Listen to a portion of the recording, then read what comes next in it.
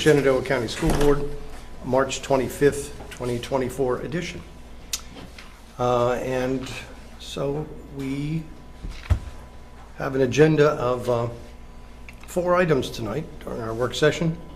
And I'm looking for a motion to approve the agenda as has been presented. I move to approve the agenda as presented. A second. Motion was made by Mr. Gutschall and seconded by Mrs. Rutz. Any discussion? All in favor, please say aye. Aye. Opposed? Motion carries 6-0. And so we will move right into the work session. Our first topic is the school board norms. And I guess Superintendent's going to take it from here. Yes, thank you. Thank you. So school board norms are agreed upon to foster collaboration and teamwork. And the norms that you have in front of you were adopted February the 13th, 2020. Tonight gives us an opportunity to look at the school board norms, review and revise them to give this group of school board members an opportunity to weigh in on the current norms. And if you will permit me, I will highlight a few areas of the norms as, kind of go through them and highlight a few things. So you will notice the very first part is our responsibilities. So school board member responsibilities. And there are 6 bulleted items. The second bulleted item, I'll just highlight that the district superintendent's evaluation is typically introduced in May, at the first May meeting for discussion, and then at the June 13th closed session, then there's a discussion by school board members for completion at the June 24th meeting. So it gives you several opportunities to weigh in on the superintendent's evaluation.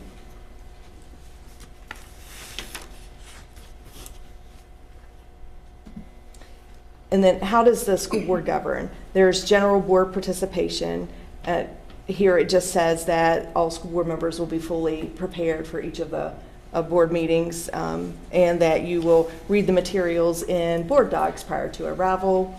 School board meetings, it discusses how the superintendent and the school board chair will prepare the school board agenda, and there are a couple of ways to get items on the school board agenda. The chair will contact members of the school board prior to the meeting to determine if there are any requests.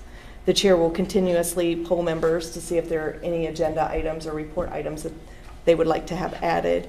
And then individual school board members can mention at the public during school board comment if they would like to add something to the school board agenda. And we have, if you will notice, we have also put a school board member comments on our work sessions as well. So it'll give you 2 opportunities during school board comments to mention things that you would like to have on the agenda.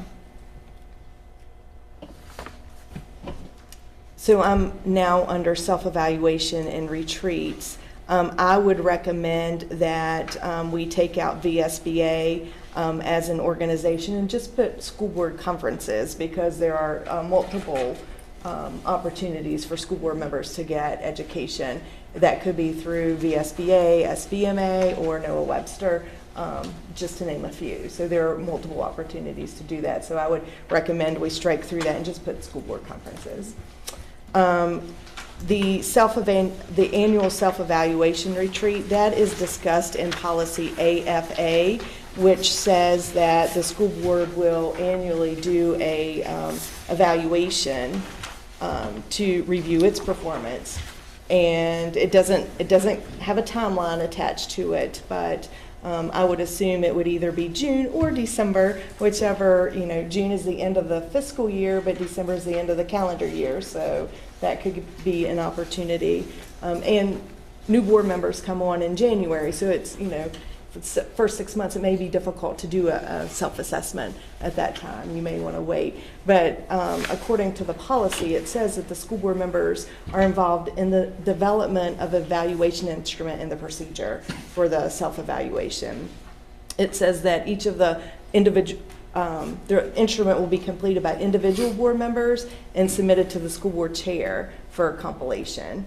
And then the school board members will meet, and then information will be presented at that time. And then based on the results of the evaluation, the school board will develop short and long-term goals and objectives to ensure continued proficiency in the areas of excellence, to strengthen weak areas, and to improve the efficiency of the board. I've never seen an evaluation. Yes, no, no. So I believe the chair actually starts that process. And this has been in effect since 2020? 2020, February 13th of 2020. Now, I've been here 2 years. I've never seen an evaluation. Was there one done prior? So, or did we adopt something that we just never followed through on in 2020? Yep, so I don't know that I would have seen the school board evaluation, the school board self-evaluation. I don't know that I would have seen those results, but I know it hasn't been done in the last 2 years. Have you seen an evaluation prior to the 2 years? No, Okay. no. Thanks for asking. Mm-hmm.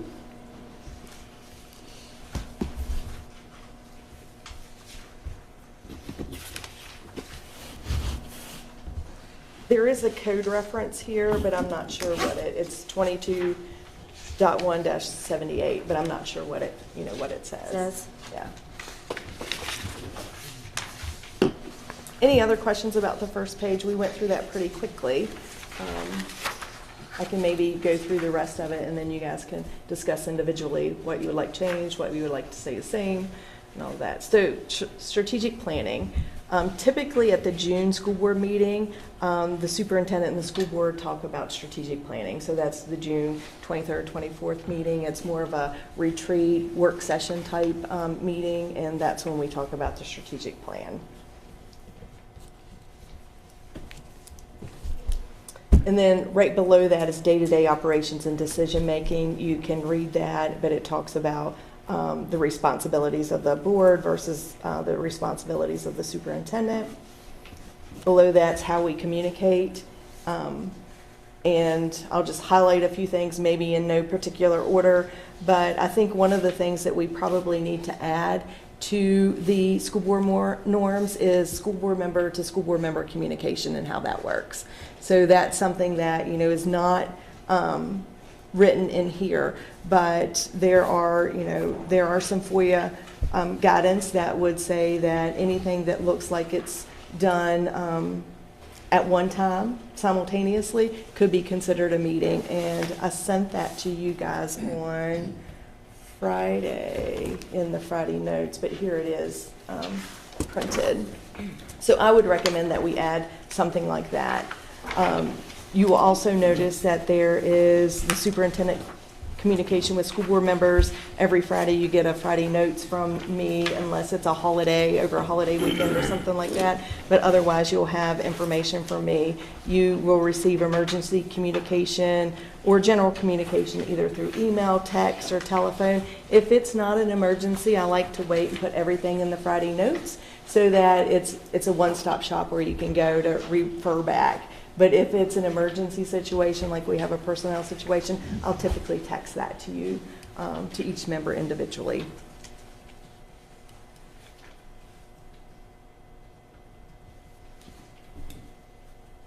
Right below the communication, how we communicate is fielding concerns and handling requests.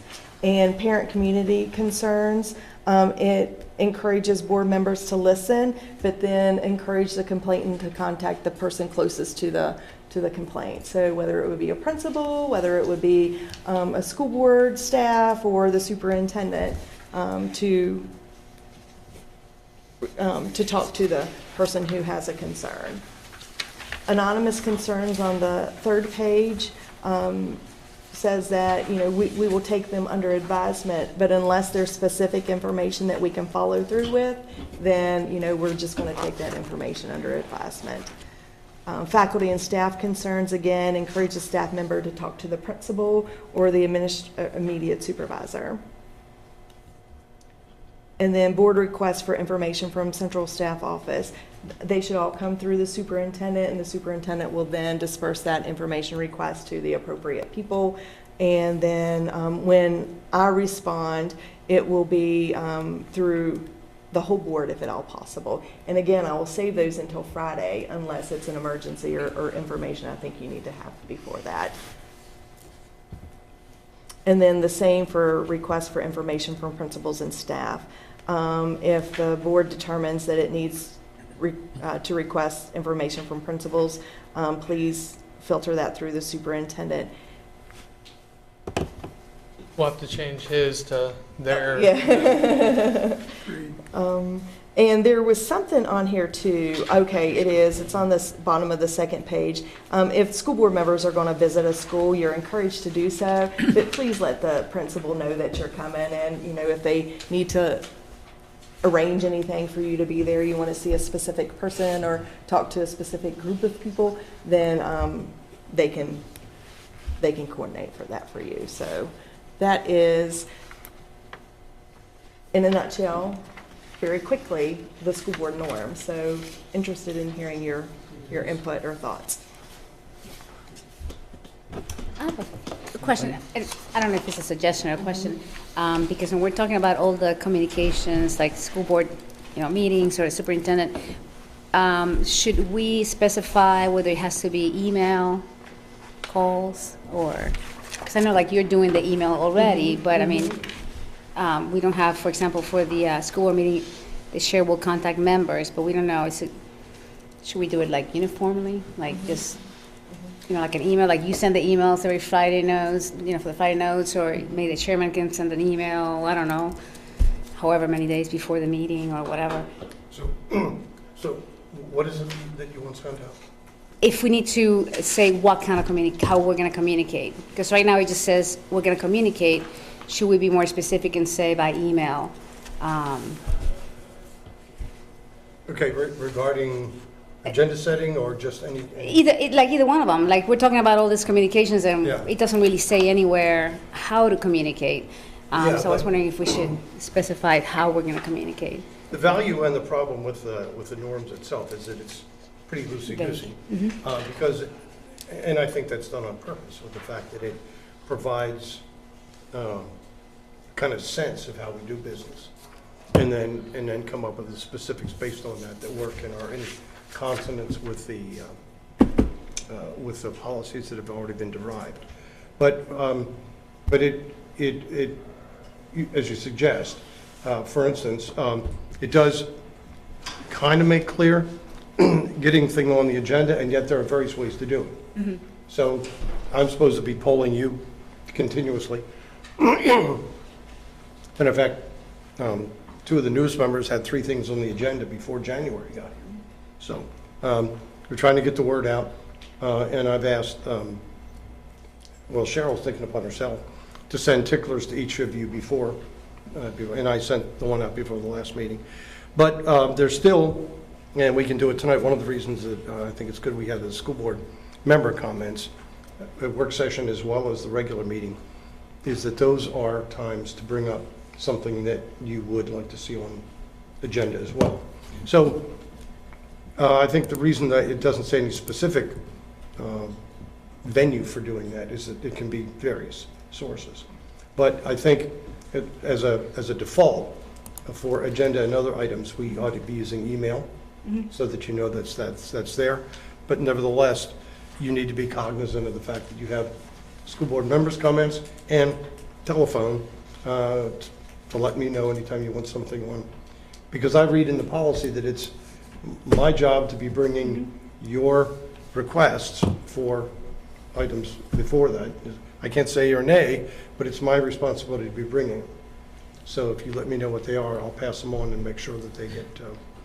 Well, in fact, it's kind of to protect you in a way as a chair, because the chair will contact members of the school board. Yeah. If we say, well, let's do it by writing, then that way you can always say, yeah, I sent the email. Well, I'm not Yeah. worried about covering my butt. I'm just saying, No, we want to make sure everybody hears about it. Yeah. I think you pretty well do, but we've got those ticklers, and that's good, so, okay. Mike? I do like your idea for transparency but at the same time, I kind of like it loosey-goosey, because I know my job and Tom's job, we're not always by a computer, so I know a lot of times I can pick up the phone and call you. But I do like the email idea for a paper trail if it's something I want to CYA myself on. So I don't know, I kind of like it loose like that. A lot of times if I'm traveling or something like that, I can pick up the phone, call you and say, hey, what do you think about this? There's nothing that prohibits you from having a conversation, say with Gloria, and then when you get to your email, shoot her an email and say, hey, I'm just following up on the conversation we had today. If you're concerned about transparency, you can always do that.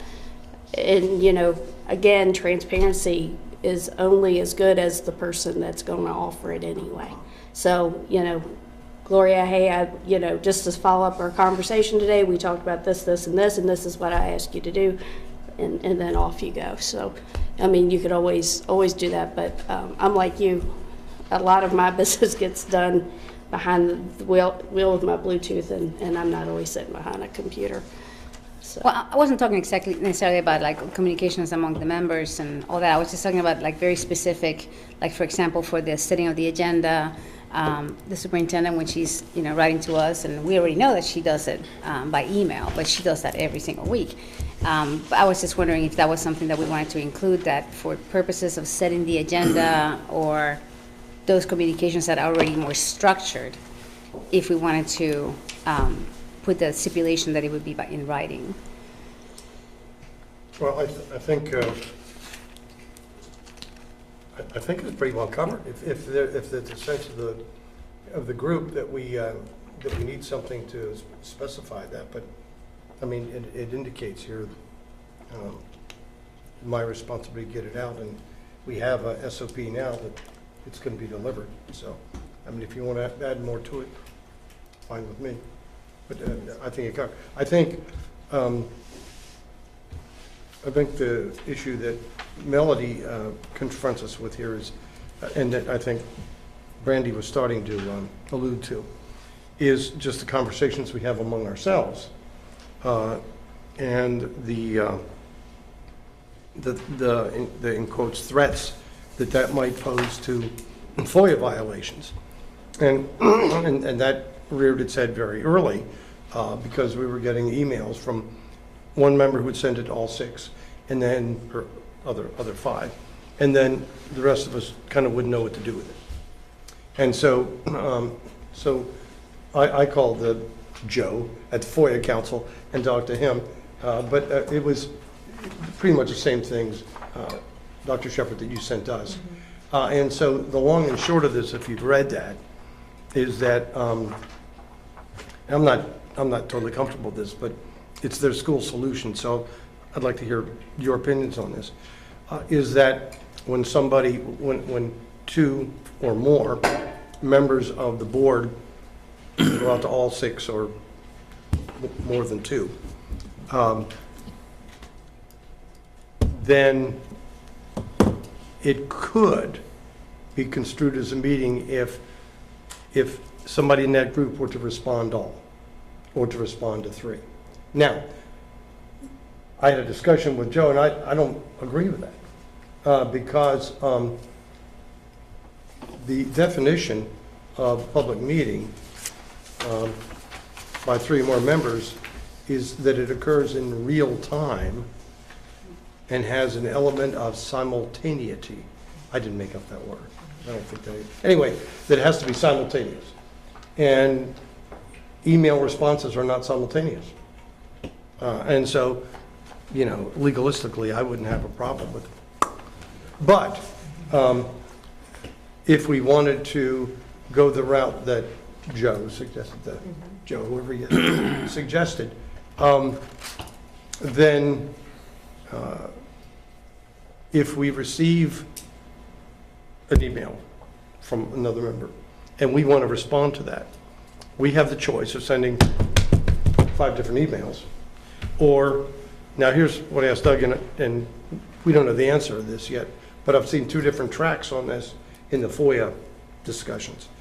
One is that, and maybe somebody here knows, if you hit respond all to something that has a BCC, blind carbon copy, which I still think is courtesy copy. Anyway, if you do that, does it go to those other 5 people, or does it go into the ether? And we need to find that out, right? And so, so that would be, and somebody who was arguing with the FOIA, I don't want to go too deep, sorry about this. Somebody who was arguing with the FOIA, people were saying, then that doesn't do any good anyway. If you can still respond all and it goes to the same people, then you really haven't accomplished anything. You haven't done anything. So nevertheless, the FOIA Council recommends that that's the way we handle it, that after the first tranche, the first message, to be on the safe side, that that any response, or that the response has to be sent blind courtesy copy, carbon copy, or send one to each individual. But both of those seem like just fictitious workarounds from what you do anyway, if you just hit respond all. So I think we're on the horns of a dilemma here, and I'm not sure we want to get. Is that because the top just technically doesn't say everybody, whereas you're blind carbon copying it, I guess on the FOIA end of it, somebody's going to see that I sent it to you, Yeah. but they didn't catch it that I sent it to Gloria as well, but I did. I mean, it makes us look even more Sketchy. underground Yeah. than if we just yeah. talk to everybody. Since we're going down this rabbit hole, Yeah. and maybe Melody could answer this. To me, I haven't done it a whole lot, but when those big emails come out to all of us, what difference does it make if we reply all and we have a conversation in there? If somebody FOIAs it, it's freedom of information.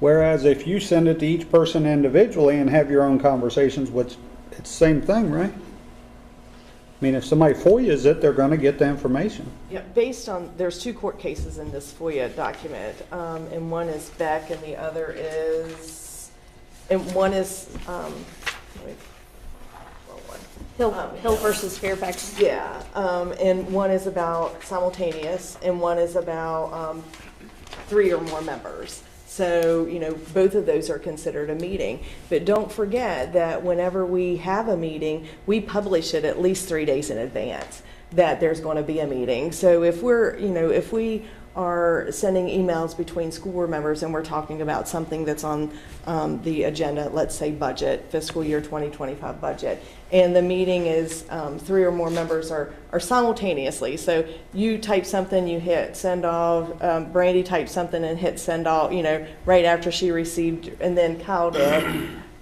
That may be considered a meeting.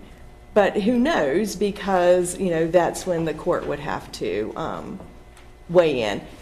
However, we didn't send out a message that we were meeting, 3 days in advance to whenever that email happened. Does that make sense? It does. So my question to that would be the context of the email. If we are conversing with, which most of our stuff is, conversing with emails we get from our constituents, we're not actually conducting board business among the 3 of us.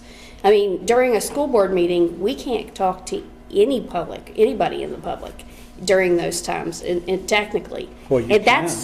Well, I mean, you can, but I mean, we don't respond to public comments. I mean, that's what we don't do. So, and that's during a meeting.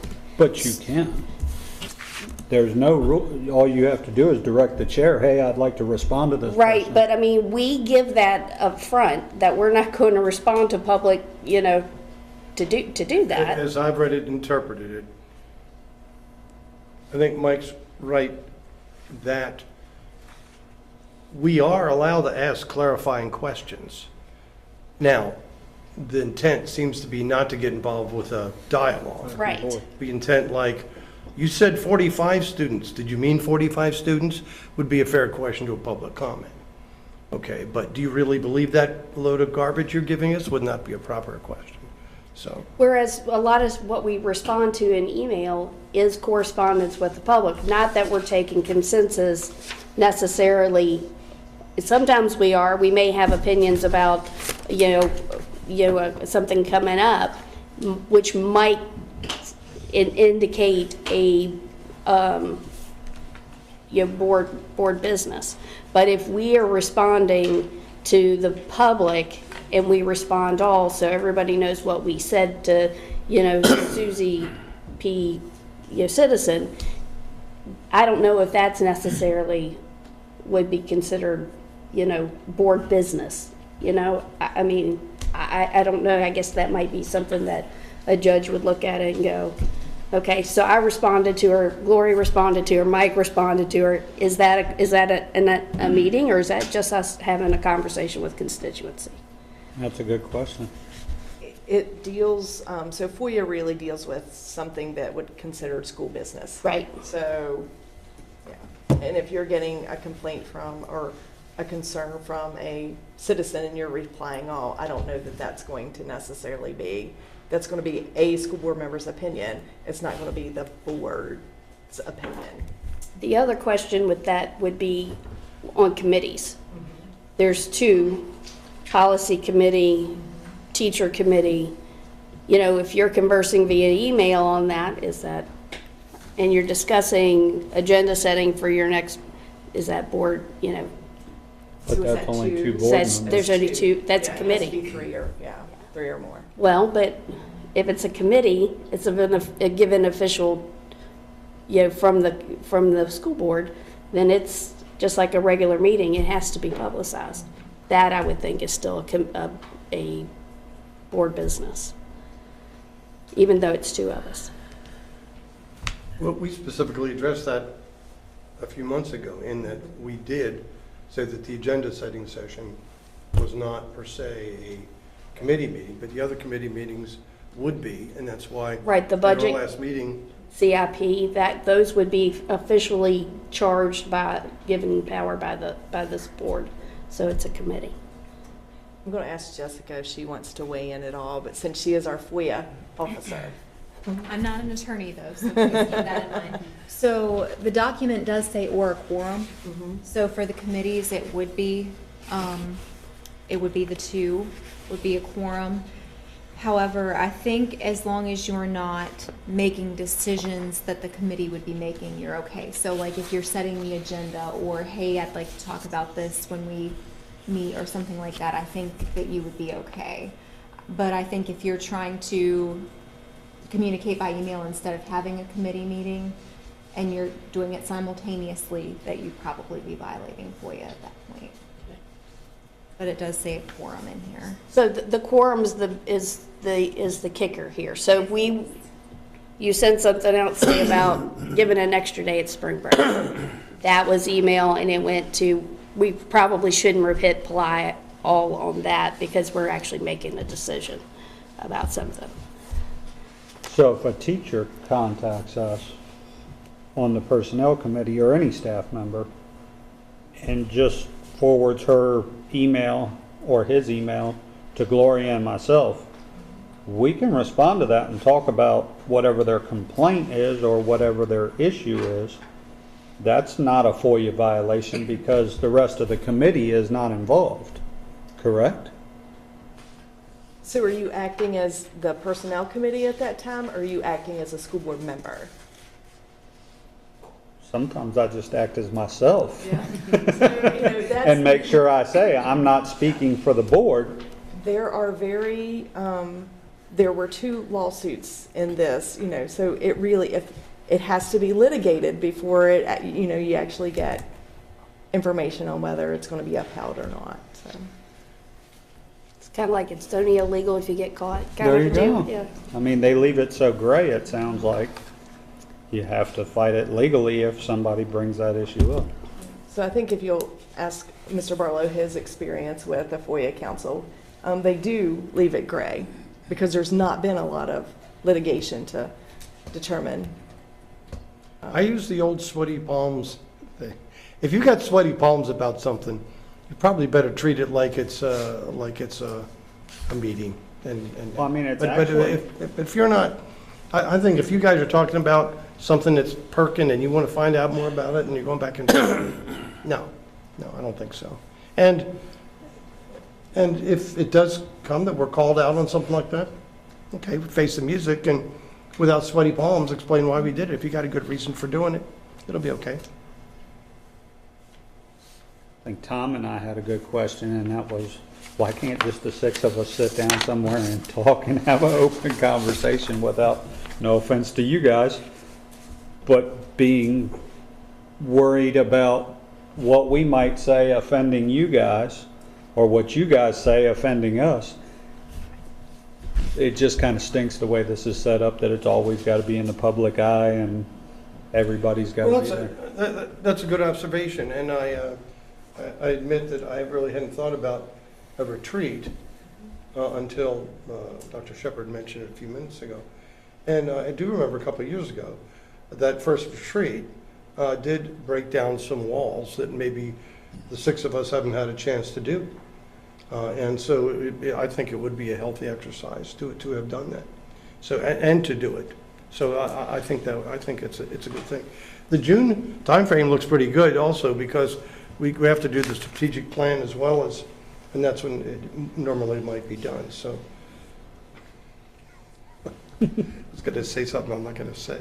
Okay, so, well here, as we go through this, we can't change it tonight, but we can change it next time we meet, or if we put it on the agenda. So as we discuss the various aspects of the norms, if there's anything that you want to be changed, then be ready for us to take a motion to that effect, because this document belongs to us and we can change it. I will say, I think the vision here is good.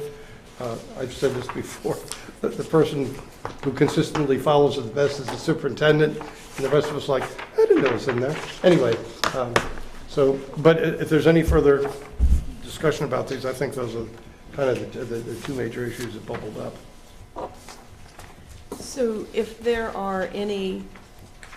if anyone has any modifications, Yeah. other than the one, and what I'll do is I'll like our policy modifications, I'll underline it to say that it's new. Please have them to me by, let's say, April the 3rd, and that way I can make sure that it gets on the board agenda for the next time. Because we'll publish the board agenda on Friday, April the 5th, for the April the 11th meeting. And I don't think there'd be anything wrong with collaboration among a couple of folks here with what they want to do to come up with that, so have at it.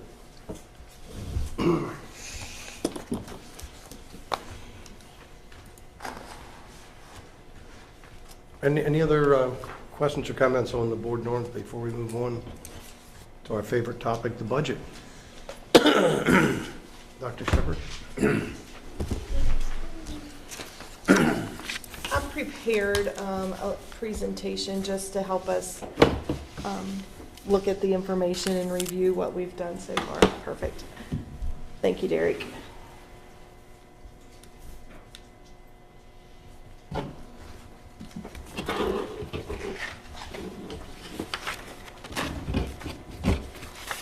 So the reason this is on the agenda again, so quickly after you approved it at the last school board meeting, is because the Board of Supervisors met on, get these dates right, March the 15th, which Ms. Stein and I presented to the Board of Supervisors the approved budget, and then they met again on March the 19th. And after the March 15th meeting, the Board of Supervisors indicated that they were interested in cutting the operational budget by $1.2 million and the capital improvement projects budget by $575,000. After they met on March the 19th, their budget work session, which was dedicated to setting an advertised tax rate, the Board of Supervisors decided to advertise for a 5-cent tax increase with the additional 1 cent earmarked for the school division, which would mean that our operational budget would need to decrease by $620,000. So in that meeting, it was clear that the Board of Supervisors would like to have some indication of where that money would come from, so that the 620,000 or the 1.2 million. So as we go through these slides, we'll talk a little bit about that, but I want you to have that little piece of information before we actually started to talk about our budget.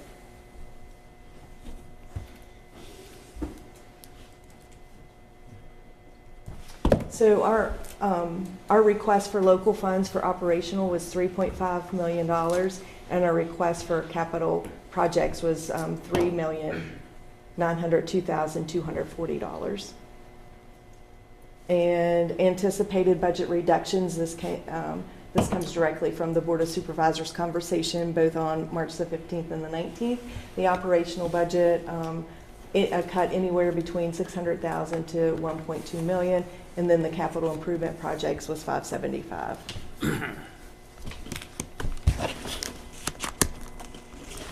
I just wanted to review our sources of revenue. You will notice the state revenue is 41.47. Yep, 41.47 is local revenue, and that's $35,651,110. The technology budget is $465,059. And then our state revenue is 57%. And you will notice that our expenditures, 75% of our expenditures are go towards instruction.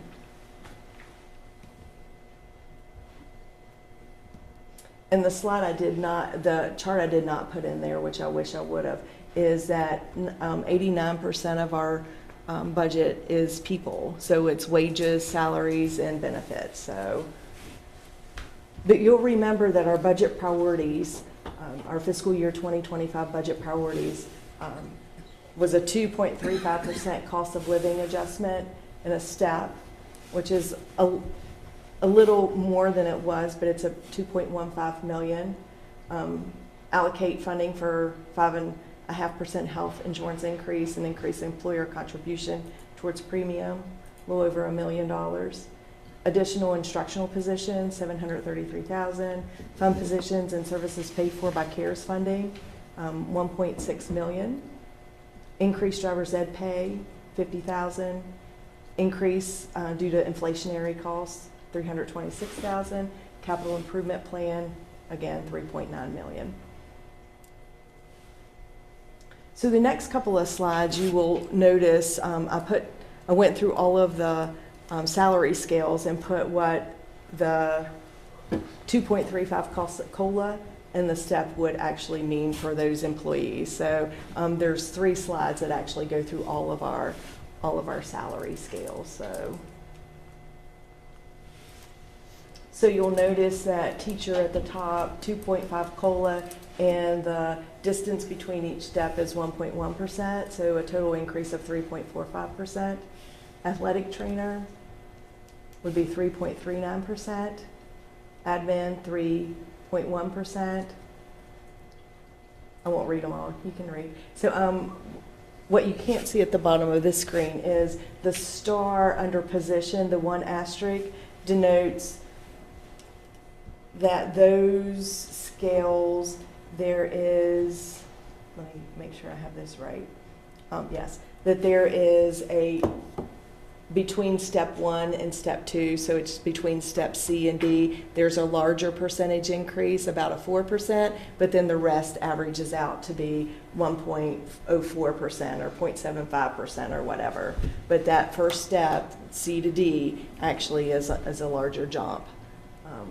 So that's the 1 asterisk. The 2 asterisks under the step means that there's a little bit of a variance. That's the average. So if you look at the clerical, it says 1.75% is a step, but it could be 1.74 up to 1.76. So just a little bit of a variance, and it's probably due to rounding in previous years.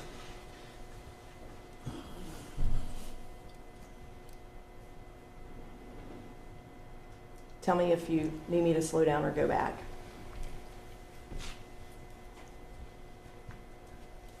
So you'll notice custodians at 3.85%, but then our bus drivers are at 3.35%.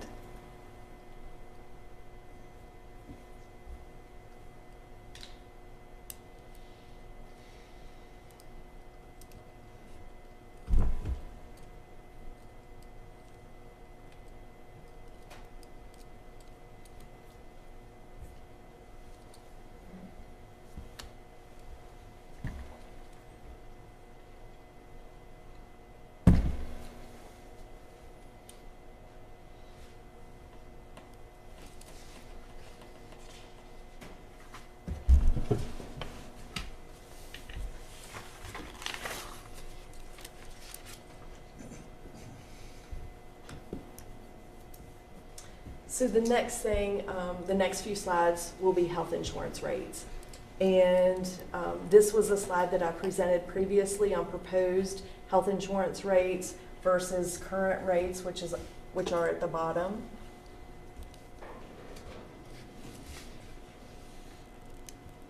This is a new slide.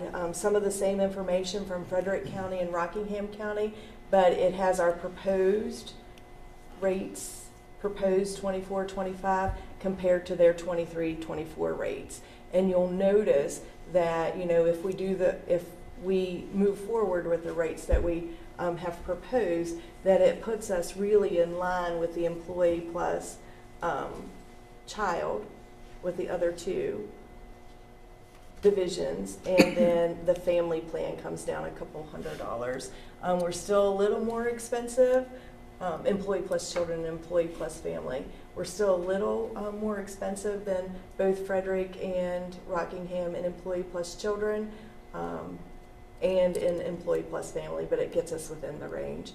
So we wouldn't have to do all of the heroic efforts that we've done over the last 2 or 3 years in order to get our health insurance more affordable. What is the deductible under that plan? So ours is $1,000 deductible. Yeah, and you'll notice that Rockingham is also $1,000, and then the Frederick County, it's a Key Care 25. I'm not sure what their deductible is, but that was their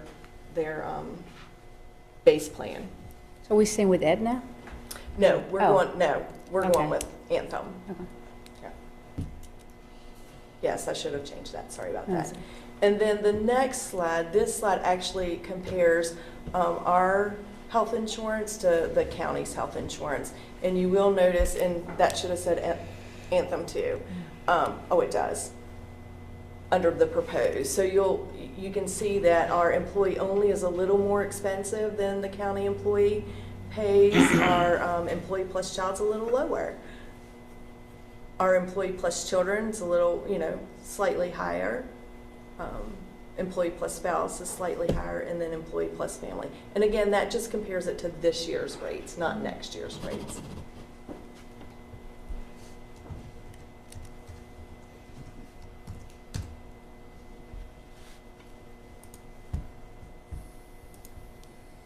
And then the final slide on health insurance shows what Shenandoah County Public Schools this current year pays for monthly for health insurance, and then what Shenandoah County contributes for health insurance.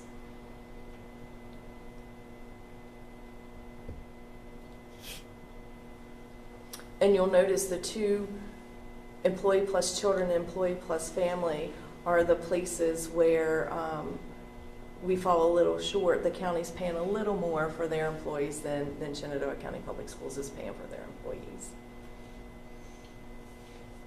$224, if my math is correct. Would it not serve the county better to combine it all?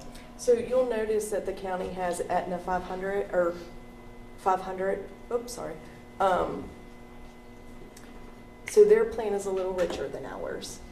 And ours will be Anthem 1000, and I think they'll probably go with Anthem 1000 or 500 as well. So we have a less rich plan, which costs us about the same than the county, but we are talking about combining with the county. Unfortunately, I think it's going to bring their premiums up. and make it unaffordable. We had our health insurance consultant do that last year for us, and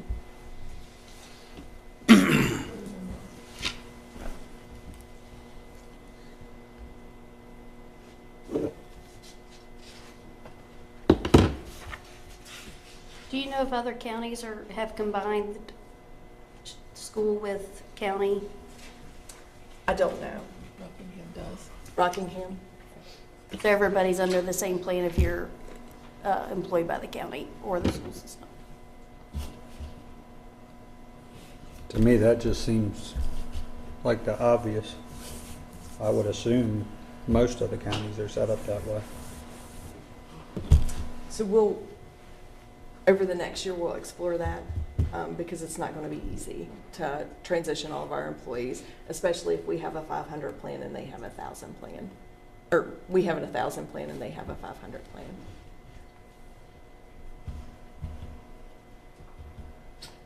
So then, thoughts on budget reductions. I mentioned earlier that our budget is 90% people. So I really only have two thoughts. And one of them is we reduce the cost of living increase to something less, maybe about 0.5%. So that would be 1.85% plus a step. Or we could do a 3% from a 3.5%, either way. And then money towards health insurance. We were going to put additional money towards the health insurance, and that would get us to the 600,000.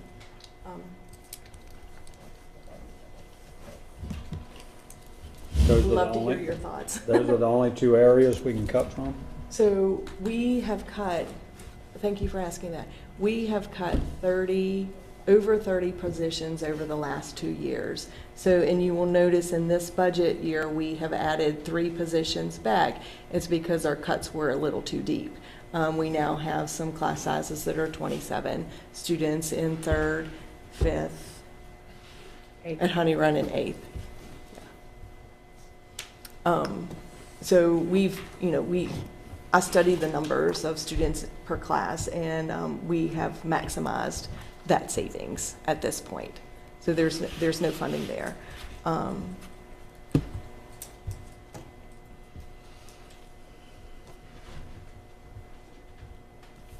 Those are the two places that, we're people, 90% people. I'd kind of like to revisit, I know I was the only one that voted against it, but the whole step deal, I mean, we added, I think, 14 to 15,000, something like that, just by moving that around. And then you saw the teachers are actually getting less this year. It was I forget what it was, 3.4, 3.45. And long term, again, that strains the financial outlook. And I've talked about it the last couple of years.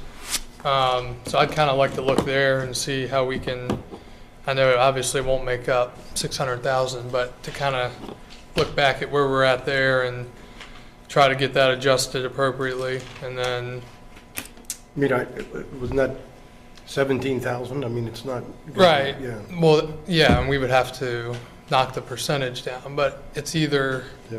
1 point whatever plus a step, or you're getting 3%, for example. So it's just a matter of do people want to earn, I guess long term it would help them. Again, I'm not sure, but would you rather get a 1.5% raise this year or a 3%? That's kind of, I think, how we have to look at it.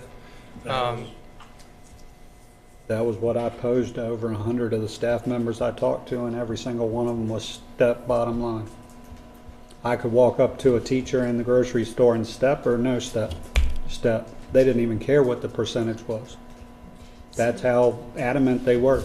Do you think, based on this information that, we've just put out, that it would mean anything different to them now? It's We'd not- have to go back and revisit it. I mean, What's different looking at this, when you're trying to imagine what numbers are during a budget and what the significance are, I mean, I don't know the origin of the step, where that came from. You know, we have talked endlessly about pay and raises and, you know, how the school system is one of the few places that we don't give merit increases to folks that are getting the job done.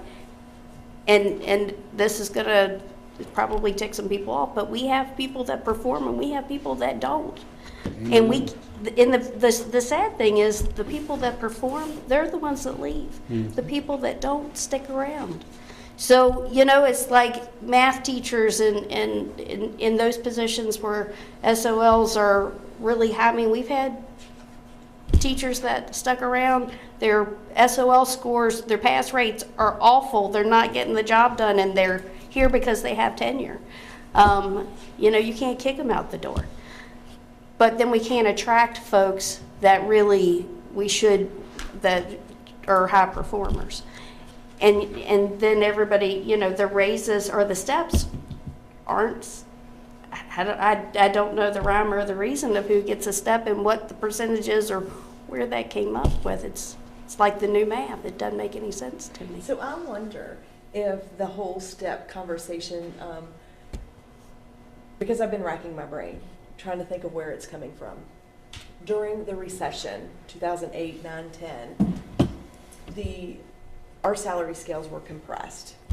And so a teacher who was on step 3 could be making the same amount that a teacher was on at year 0, because there were no pay increases those years. So I wonder if that's when the step became all important, because we would have a scale that went from 0 to 3, 4 to 7, 9 to 12, because there were multiple years where there was a 0% increase. And I'm wondering if so that's called a compressed scale versus a step. And I wonder if people have that confused or not. I don't know that answer, but this is the real math here, plus or minus 0.01 to 0.03, that's accurate. So how hard would it be to go through and, like the ones making over 4% on the raise, take some from there but leave the step?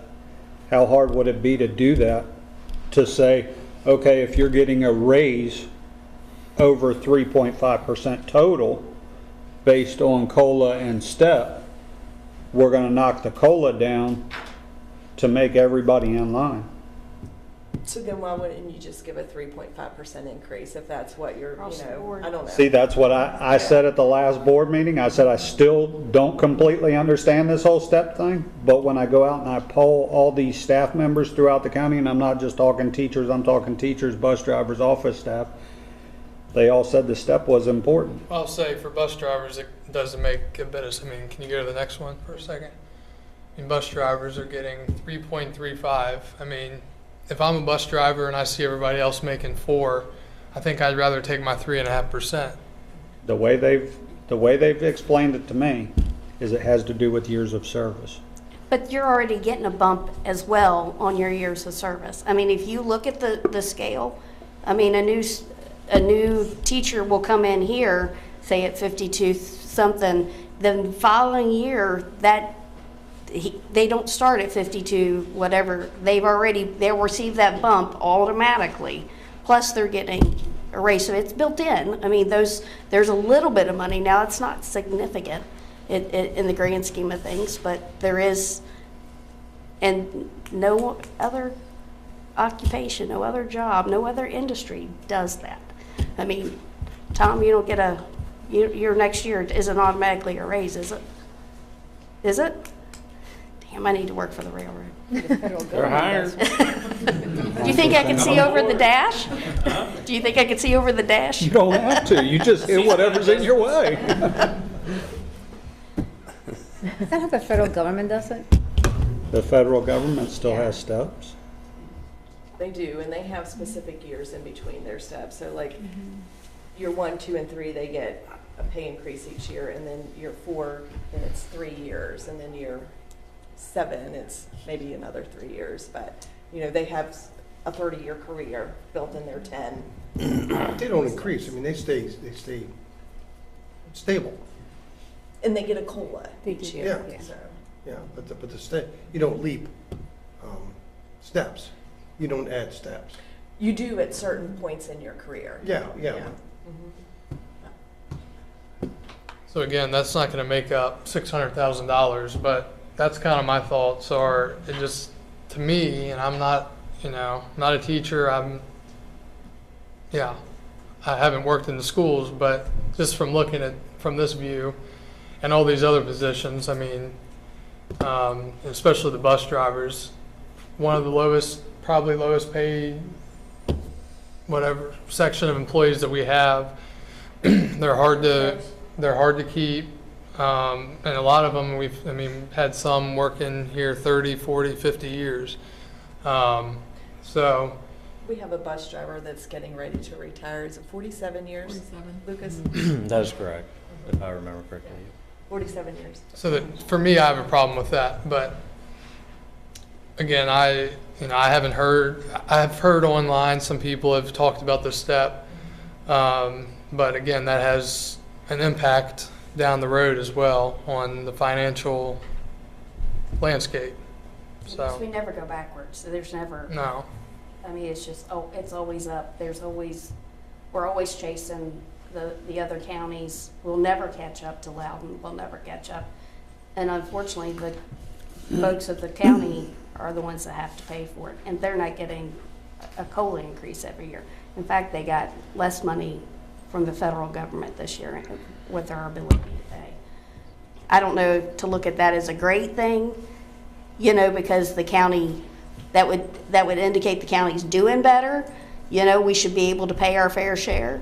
But at the same time, it means less money, and we still have, still 50% of our students are at, of course, everybody's at a free reduced lunch, but if that was what we were still going at, we're still at 50%.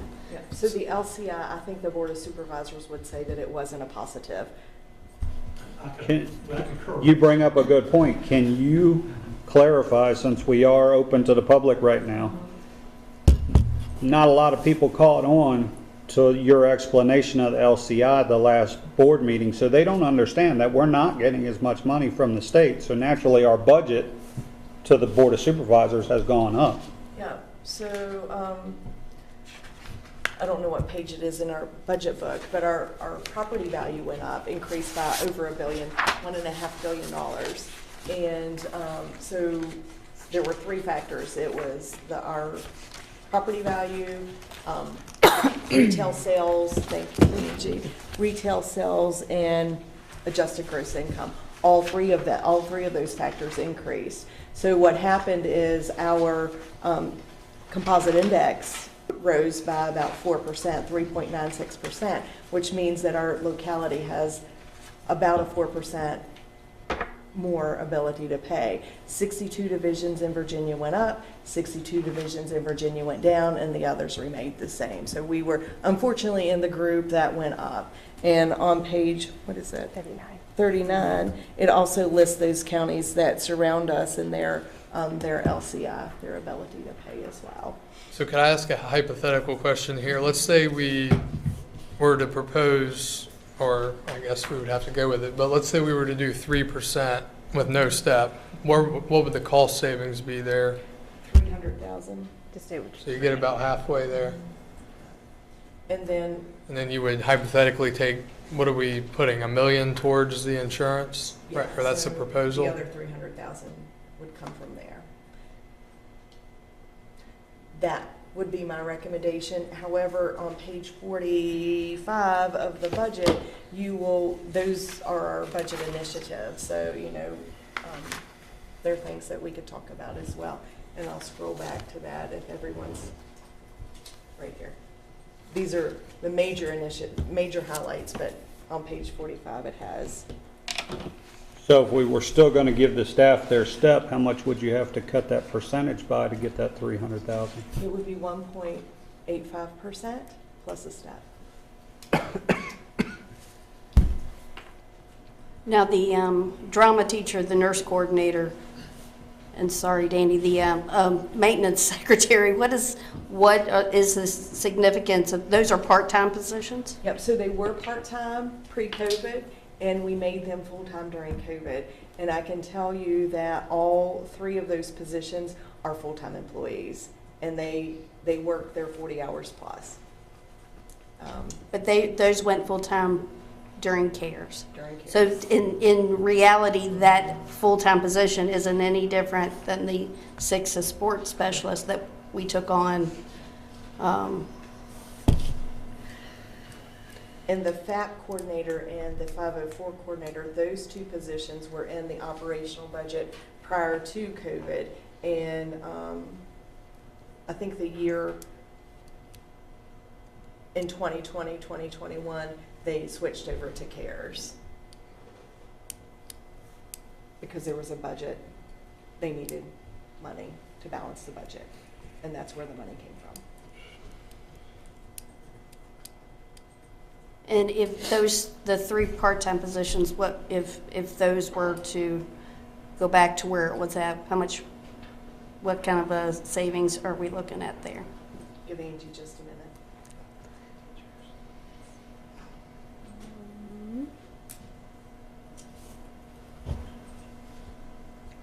That's half the maintenance, half the nurse coordinator, and half the fine arts. 150,000.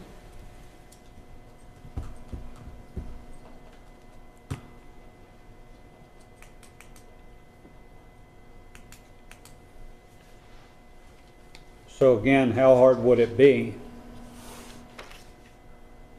to go through in any of those COLAs plus steps that go above 4%? We knock those COLAs down till it gets to 4%. How hard would that be?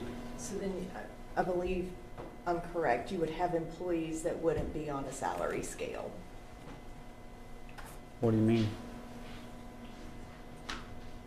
So, if I'm understanding your question correctly, let's go back to that slide. Let's say I had a clerical 2 at one at every school.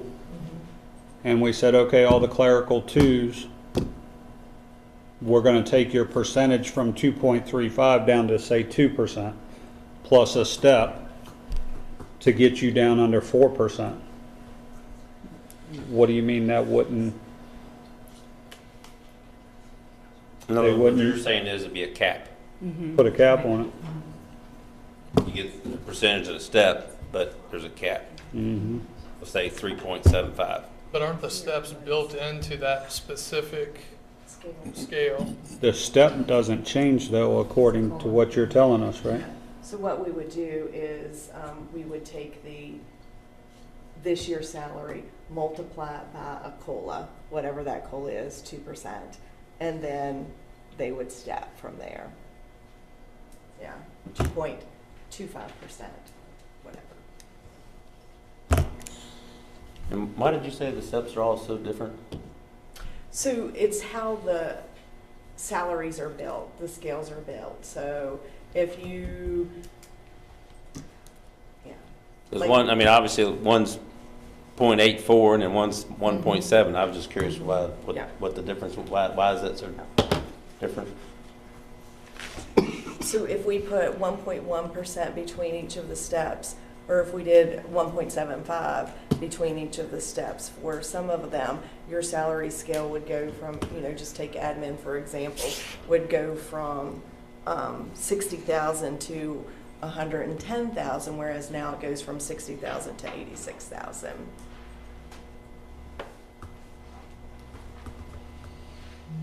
Now, totally made up those numbers, but it would increase the distance between the steps. And what's the significance between an admin at grade 3 and a 4th grade admin? So at the grade 4 is the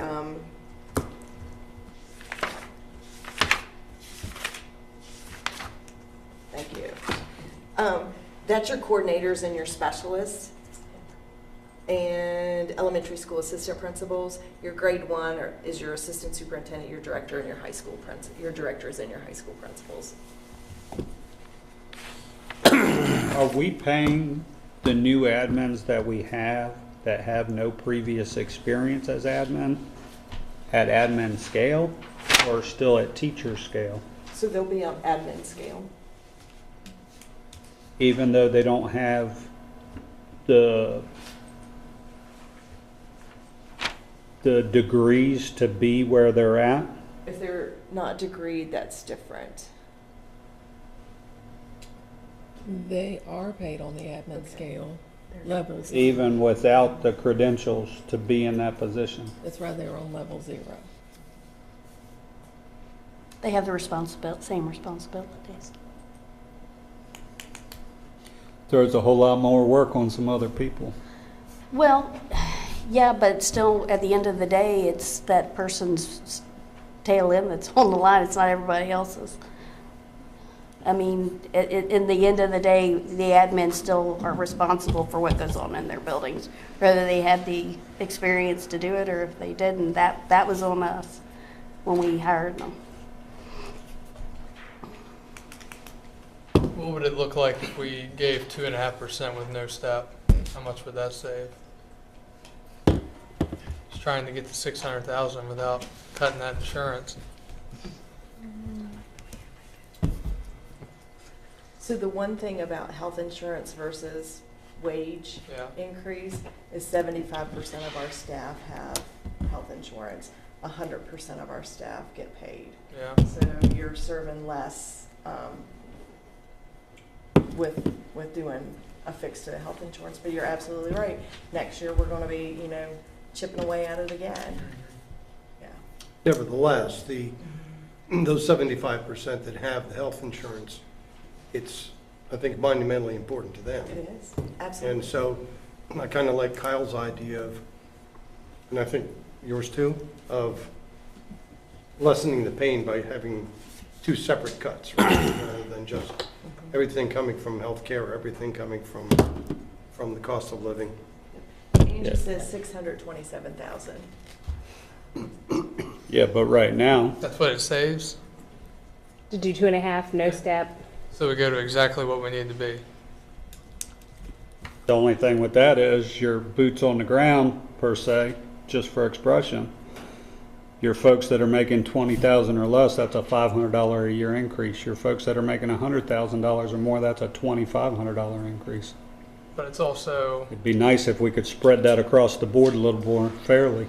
it would also be that much cheaper though for insurance. We'd be able to put, Then we ought to take care of the staff that doesn't use the insurance too, I because think, they're not getting that. I think the people that are leaving, insurance is a big reason. The people that are, The people I've talked to, it had nothing to do with financial. Well, I'm not so convinced. I'm not ready to take it all away from the employees. I'm not giving up. I mean, that's me personally. Everybody can speak for themselves, but why are we focusing on taking it away? We're going to take away from employees. Is there still any other area? Does it all have to come from the employee? I mean, I'm looking over this CIP here, and is there some more things to cut, Mr. Orts? It can't be out of CIP. It can't? No, it has to be out of operational, which starts on page 45. All right. So- Yeah, it was trying coming that out of too. both pots there. And I'm hesitant to cut anything else. I hate to cut anything else. I mean, your pictures of CIP and the issues that we have with our buildings, I mean, breaks my heart to have to cut $500,000 out of CIP. But it's on both, I think. We have to take, there's two pots. well, the fact of the matter is we have no choice. It's not like we're doing it because we want to do it. It's because the money is not going to be there. I mean, that's the fact of the matter. So we can either take it out of one pot, which is the pay, unfortunately, or you're taking out of two pots, the pay and the health care. So it's just where we want to go in that direction. But that's ultimately, unless someone else sees somewhere else we can take from there, we don't want to do it. I'm not excited about this. I don't think anybody is. But when the money's not there, we have no other options. So it's an unfortunate reality that we've now had to face a few times.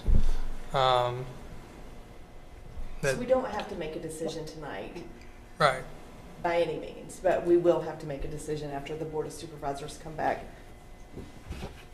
Sorry, Tim, to keep looking at you. Understand.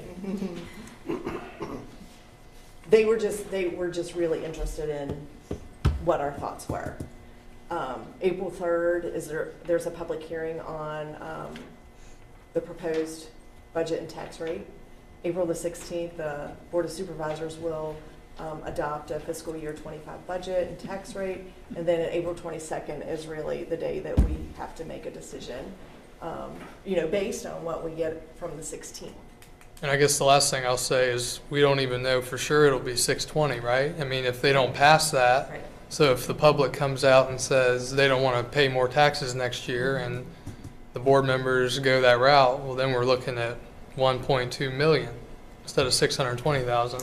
So, Is there a way to poll our employees and ask them, would you rather have the step and a COLA decrease, or do you just want to have the COLA and just have like a survey sent out and see what comes out? We could. That's easy enough. I like that idea. Good idea. So we can say whatever you were saying before about what the percentage would be for COLA and a step, or just do, Kyle's idea of just the COLA and see what comes back.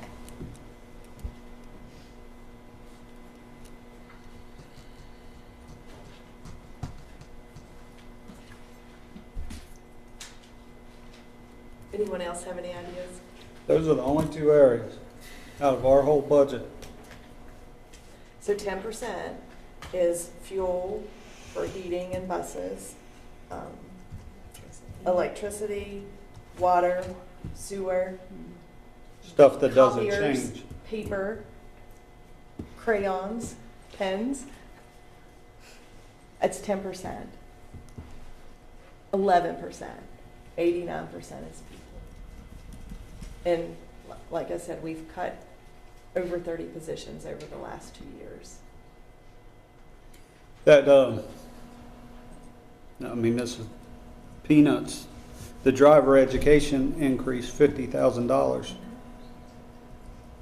Is that saying we're gonna increase it to $50,000 or increase that one position $50,000? So there are six. Six or eight. Yeah, I think it was 8. So we're increasing them an average of So we're 6,000 per person? We're going from $25 an hour to $35 an hour, which is what our teachers make for any extra stuff that they do during the summer school, things like that. and that hasn't been changed in Yeah, probably you're dealing 20 years. You're dealing with a group that hadn't had a pay raise in 16 years, At least. at least.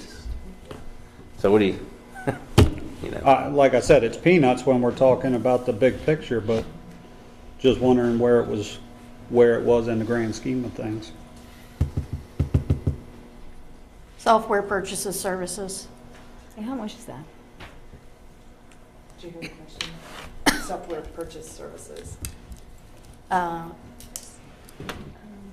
Is that the EduLog? Is that, what all is that? Google Suite, Virtue, Brain Pop, Cami, So how Our School. significant?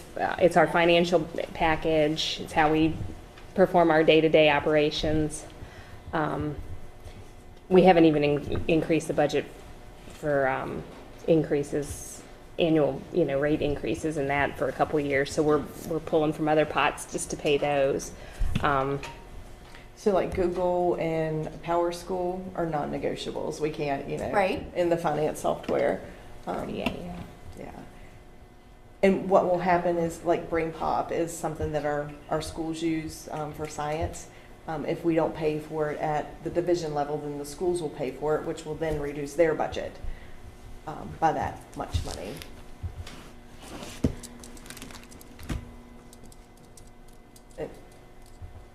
Mr. Taylor, is that correct?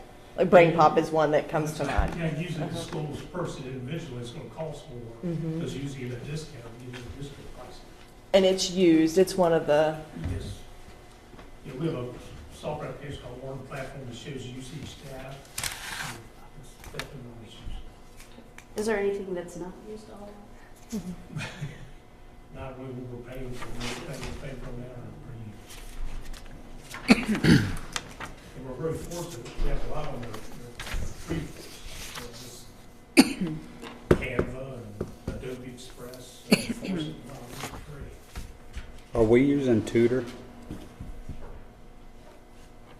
Are we using Tutor? Tutor software? Not that where we're paying for something called Using what? Tutor. It's some app called Tutor for the students. It's for the students. Varsity tutors? Huh? Varsity tutors? No, software.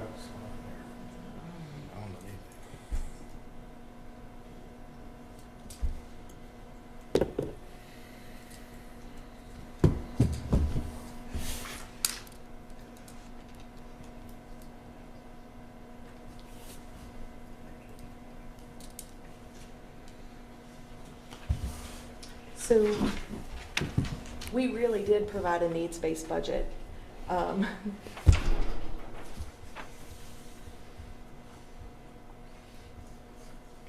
Well, I think we're going to have to monitor the Board of Supervisors, see what happens. Kyle makes a good point. We may hear more from the taxpayers. Or the board may come up with a different algorithm, who knows? But April 22, we have to cut our fish bait.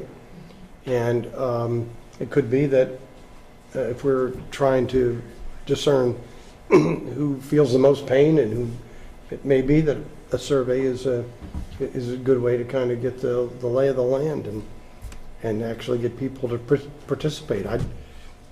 I'd feel better if I had a chance to have a say in it, if I were a professional out there. So if that's something we could do in the meantime.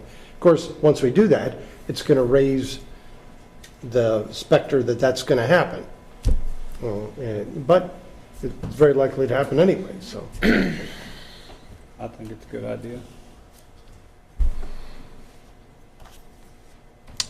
All right, any further thoughts on the topic of the budget?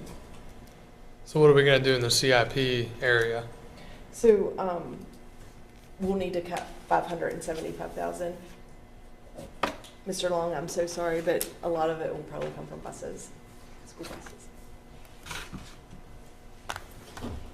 As far as not purchasing school buses? Yeah, and I appreciate this information. Did you see the ridership? I don't know if everybody You got one. requested it, it's in my Friday notes, yeah, for staff, or for the other school board members. You know, we have some buses that are at 41% capacity, 35% capacity. I mean, they seat 77 and we're carrying 32 kids. 77, where average ridership is 37 kids. You know, I don't know if you know what can be done there. I don't, you know, it's a lot of fuel, a lot of to carry. You know, it's of course, you know, when you stick 81%, you have 62 kids. God help the bus driver, but you know, when you're carrying 37 and the bus isn't, you know, halfway full or almost halfway full, you just kind of wonder what we can do there when, you know, if you've got 31%, you can haul 77, but you're hauling 20, you're only carrying 24 on average. And some of those are where the buses go to. So, Sure. You know, if they're going to Fort Valley, we may have less students because the trip is long anyhow. But like even there, we're using the big buses in Fort Valley. And like, I know that they were saying, you know, why do we have these big buses for Fort Valley? One thing that actually I was talking to one of the bus riders from Fort Valley, and they were talking about just if we could just consolidate the one route and just do Fort Valley one route instead of having them split up.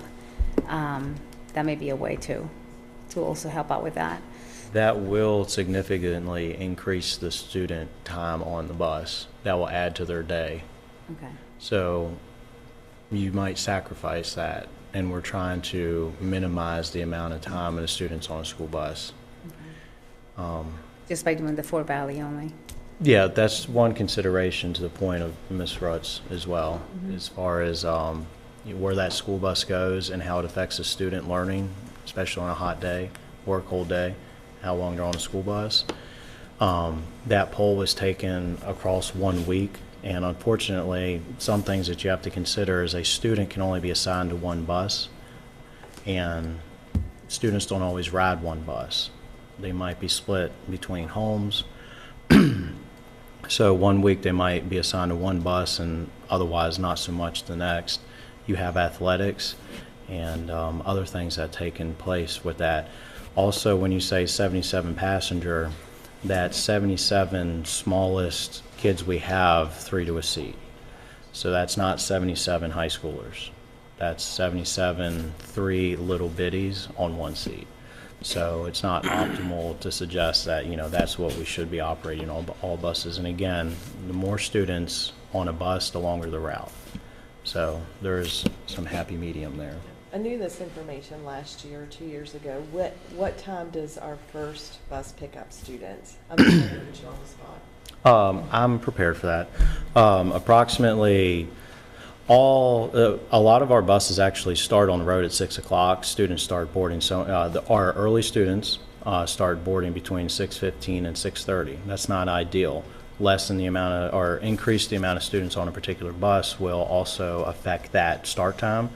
And some of our buses we have attempted to get all students home, even on our longest run, prior to 4:30.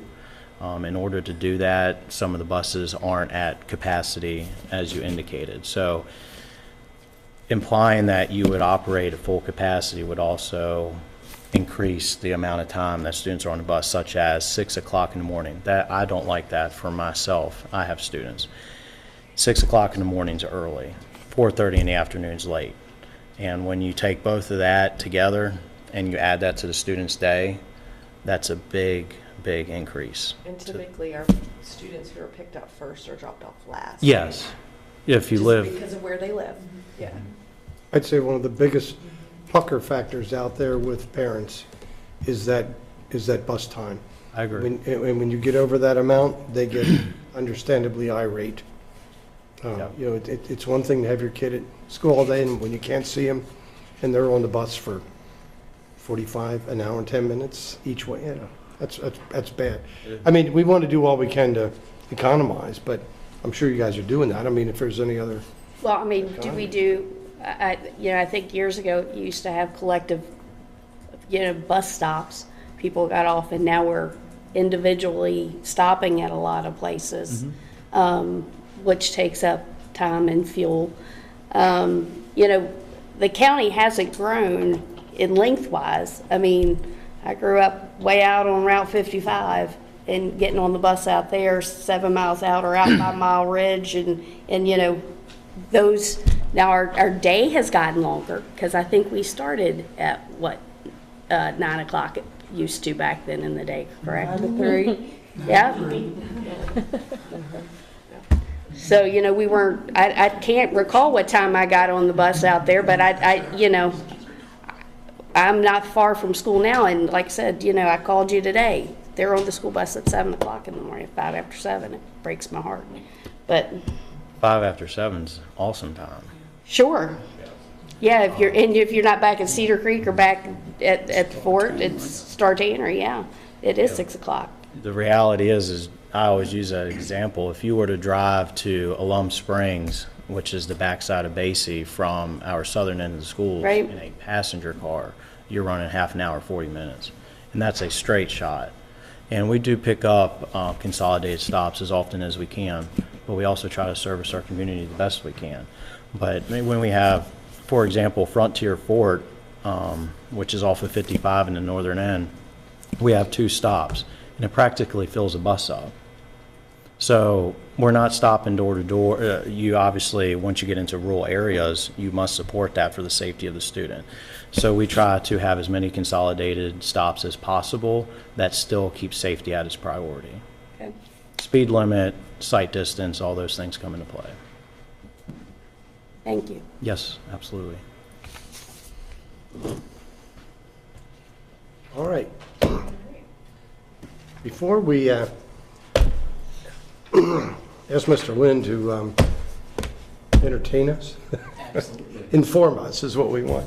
I'm going to see if there's a consensus that we take a very short break and take 5 minutes. I mean, a real 5 minutes and come back. Does that work for everybody? Okay, we're adjourned, and we'll reconvene at 8 o'clock on the dot. Thank you.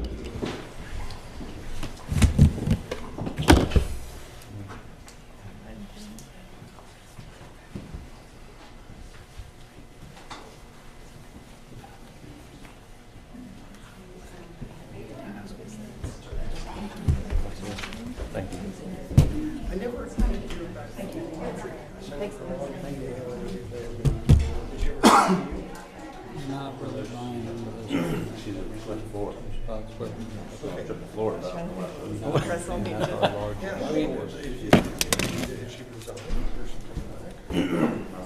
But I'm over here researching. Well, Well, Yeah. Well, they are going to meet this year, but it would. Reached out to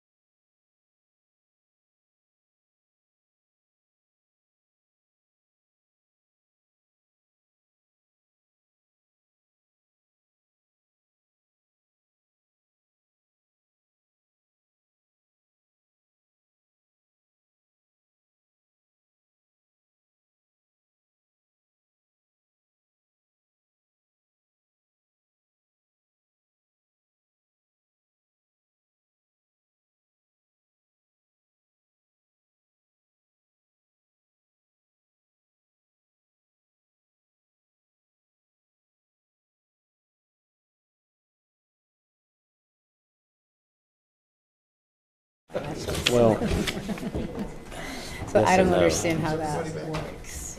We missed. We're good? Yeah. Okay, I lied, it's 8:02, but we're going to reconvene anyway at 8:02. And there's a whole lot happening in the world of career and technical education, and Mr. Lynn's going to tell us all about it. That's right. It is a great time to be in career and technical education. I can tell you that. It's a lot of fun. We're doing a lot of good things across the division, in all of our buildings. But it is in green because, well, Triplet's doing some amazing things as well. So, talk a little bit about what we're doing now and where we can go in the future with this. Just a quick overview of where we are in terms of program size, scope, and quality. And I always like to talk about CTE in terms of it being on a career highway. We try to provide students with opportunities. They can leave us and go right into the workforce, but they also know, hey, if I get some more schooling, if I get some additional certifications, hey, where's the next exit? Where's the next exit after that? So we're a stepping stone, and we know that. We offer 14 different career clusters, so there's 17 total. We offer 14 of those. Energy is a new one that we do not offer. Manufacturing is one, even though we have some that are transferable skills. And the other one, we dabble a little bit in finance, but I don't say that we have a real good path there. Sorry, Miss Angie. We have over 100 different classes in grades 6 through 12. So there is a lot of classes, a lot of options for our kids to take. Total enrollment, that's a duplicate count. That's 4,600 students that are enrolled in CTE classes. So if you come to Triplet and you're in auto body and you go back and you take small engine repair, you count twice in that report. But that's still a lot of kids. And through your support this past school year, we were able to add HVAC 1 and 1. Next year we'll add 2. And then we were able to do PT, physical therapy, occupational therapy 1 and 2 this year. So we've been able to grow our programs and add more students as we go.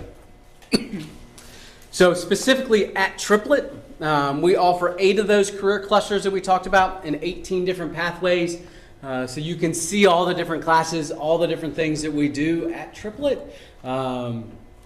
It's fairly amazing what we do. One of the things that I added on there is we're hoping to add medical billing and coding next year. We'll be able to do that at the price of textbooks that'll be covered within the CTE budget next year. And so when we look at health sciences, we have a nice wide range of that in that pathway. Kids take the Introduction to Health and Medical Sciences class, they take the medical terminology class, and then that kind of leads into the more specific certification classes as seniors. So that's a nice pathway for us. Obviously, architecture and construction, we've continued to develop that one, developing the HVAC class there, and we added 13 new students to that class. And what I mean by that, and I think that's going to be really important as we go down into this conversation, we didn't take any electricity students to start an HVAC class. We didn't take any carpentry students to start an HVAC. So we truly added more kids to Triplet by doing that. So, but you can see it's a nice wide range in what we offer at Triplet. And so where do we go next for career development, right? And so, we talk about career and technical education, but I also talk about in terms of career development. And if you've heard me speak before, I often bring out the three-legged stool. And if you don't have a leg, you fall down. And so one of those legs is where's the labor market trends? What do we need in Shenandoah County? What do we need in the Shenandoah Valley? And what do we need in the surrounding area? Second leg, what do our students want? They might want underwater welding, but it doesn't help us here, right? So we got to come up with that plan there. And then the third leg is how do we fund it? How do we make it happen, right? So you got to have all 3 legs. And so as we look at some of the labor market data, where do we align? I pulled out the top 5, and I got those from a variety of sources. The VDOE sends out stuff, Bureau of Labor Statistics, CTE Trailblazers is something specific to us that we get, and there's some jobs EQ data there. What you see there is growth, right? It doesn't account for those that are retiring. So this is simply new jobs. Like we know that the construction industry, there's a lot more jobs that are open because they're retiring. So the 4% growth is just new jobs, new construction jobs that are open. Same thing can be said, in education. We know that there's people retiring. We know that there's there. The new one that's to this list is information technology, and we're going to dive into that a little bit more. 2 years ago, 3 years ago when I did this, that wasn't as big for us. It is growing significantly in our area. So what do our students say? What do they want? And so when we opened up and we started doing, looking at expanding triplet, expanding programs, we surveyed our students. We had over 1,000 kids complete the survey, and we kind of knew we wanted to do something in health sciences. We were getting introductions to aviation, and we knew we wanted to add something in construction trades. And so I took out HVAC, I took out PTOT because we've added those. And so this is what's left. So in the construction trades, out of those 1,000 students, 466 said, yes, I'm interested in construction trades. 131 in 2021 said, hey, I'm interested in engineering and architectural design, welding, heavy equipment operator, and plumbing. Those were the next, that's the order in which they wanted classes. We've been able to meet that heavy equipment operator in conjunction with Laurel Ridge Community College.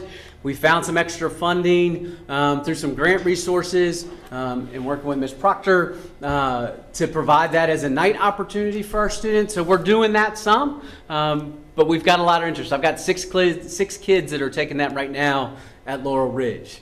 387 students wanted health sciences. The next one is radiology tech, rad techs, x-ray techs, and then laboratory techs. And so again, I think when you look at what we offer now as a division, not only at Triplet Tech, but at the Biomed Academy at Central High School, we offer a wide range of classes. It's a different student that we're attracting, right? Nurse aide is the bedside manner. EMT is my first responder. OTPT is I want to work on rehab, medical billing and coding. I just like the research behind it, not the research. I just like the medical terminology. I don't want to talk with people. I want to stay at home. And then the Biomed Academy is a lot of research and a lot of innovation. So these are all different types of students that are interested in healthcare. And when you look at radiology tech, lab tech, again, it's a different type of student than what we already have. The other one that's very interesting and continues to pop up is aviation. There's a lot of talk in that field. A lot of kids want to get their pilot license. Aviation mechanic, and then unmanned aircraft, drones, is out there too. So again, that's what our students are saying. Another piece of data that I took is from, we use Major Clarity in grades 4 through 12. For our students, they can go on, they do some interest inventory. It's pretty neat to watch over the years, like health sciences and agriculture kind of flip back and forth. This year, ag's number one. The number one item out of that is animal sciences, vet sciences. And then you can see through there, 1 through 6, kind of where we are with that. So, again, looking at what do our students want and looking at Triplet Tech requests, we're still in this process for this year, but you can see in 2023-24, 319 students requested to come to Triplet. We were able to admit 300 of those. This year, that number has grown again. We're at 368 students, and it's still going. So we have students that want to come to Triplet. They are interested in what we're offering. We're not going to be able to service all those kids. I think the other thing that I put on there is we're getting a lot of calls from private school students and homeschool students that are requesting to come to Triplet. And so the way our policy works is it goes first to our students. And if I have space in masonry, if I have space in networking, if I have space wherever it may be, then we can open that up to our homeschool students, to our private school students. They enroll with us as a part-time student so that we collect their ADM for that, and then we go on from there, right? But we've gotten several calls from some private schools. We already have a waiting list of homeschool parents. When are we going to know? Well, it'll probably be July. Well, we want to know as soon as we can.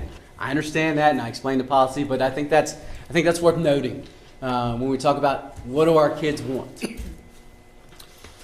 So where do we match, right? So obviously there's some match there in welding, plumbing, engineering, and architecture is there. When you look at the construction trades, in architecture, that's under one career cluster. Aviation, we've got students that are interested both on the unmanned aircraft and the drones, and on the other side of aviation, whether it's fixing the plane or becoming a pilot.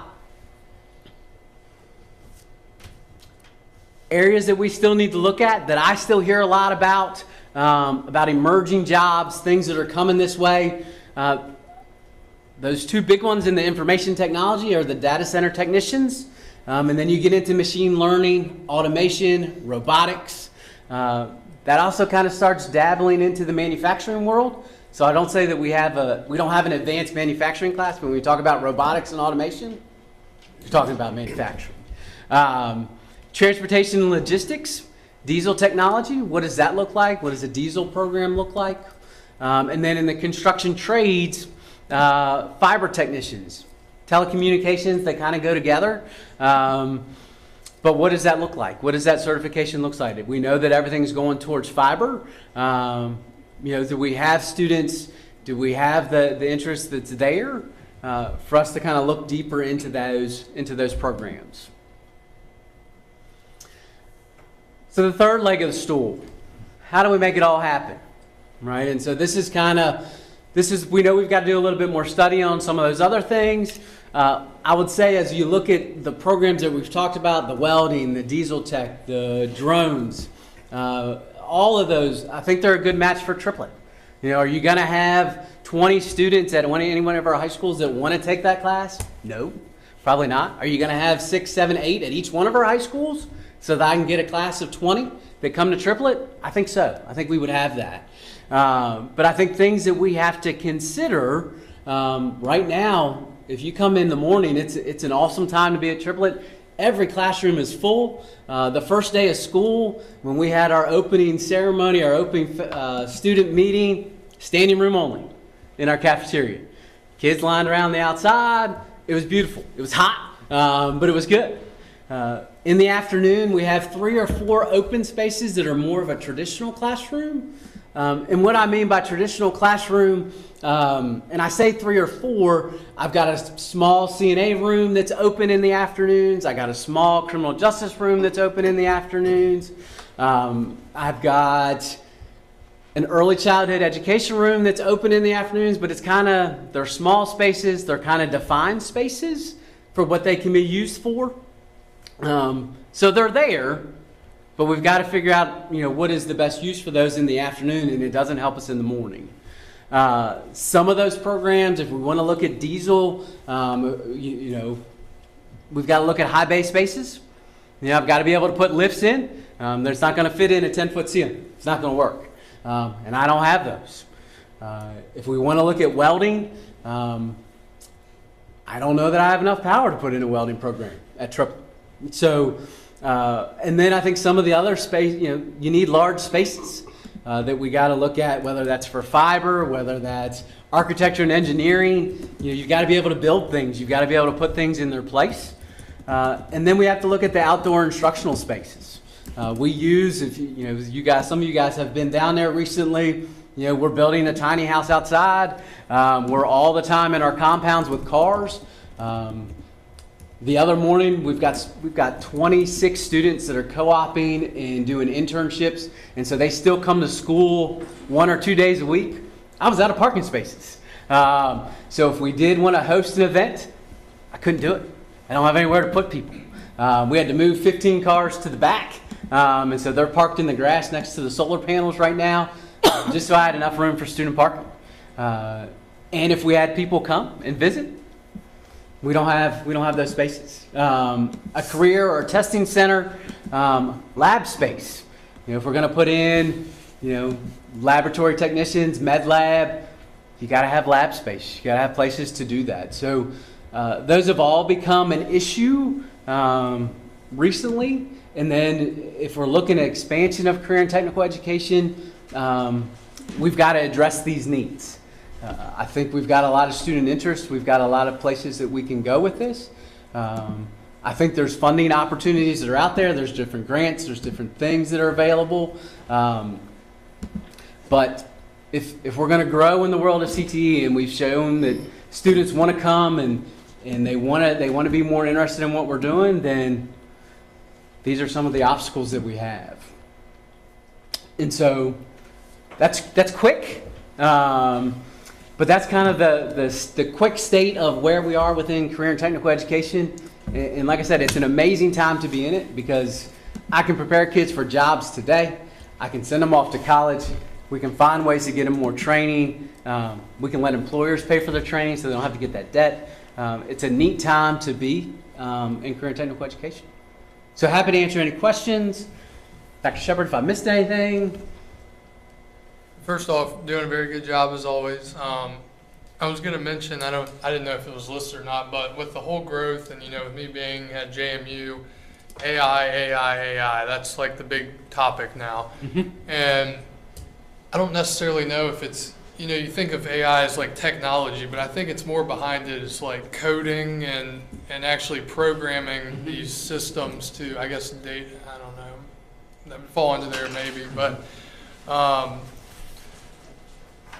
don't know if it would necessarily affect Shenandoah County as much because it may be limited in the usage, but I know in the surrounding areas even.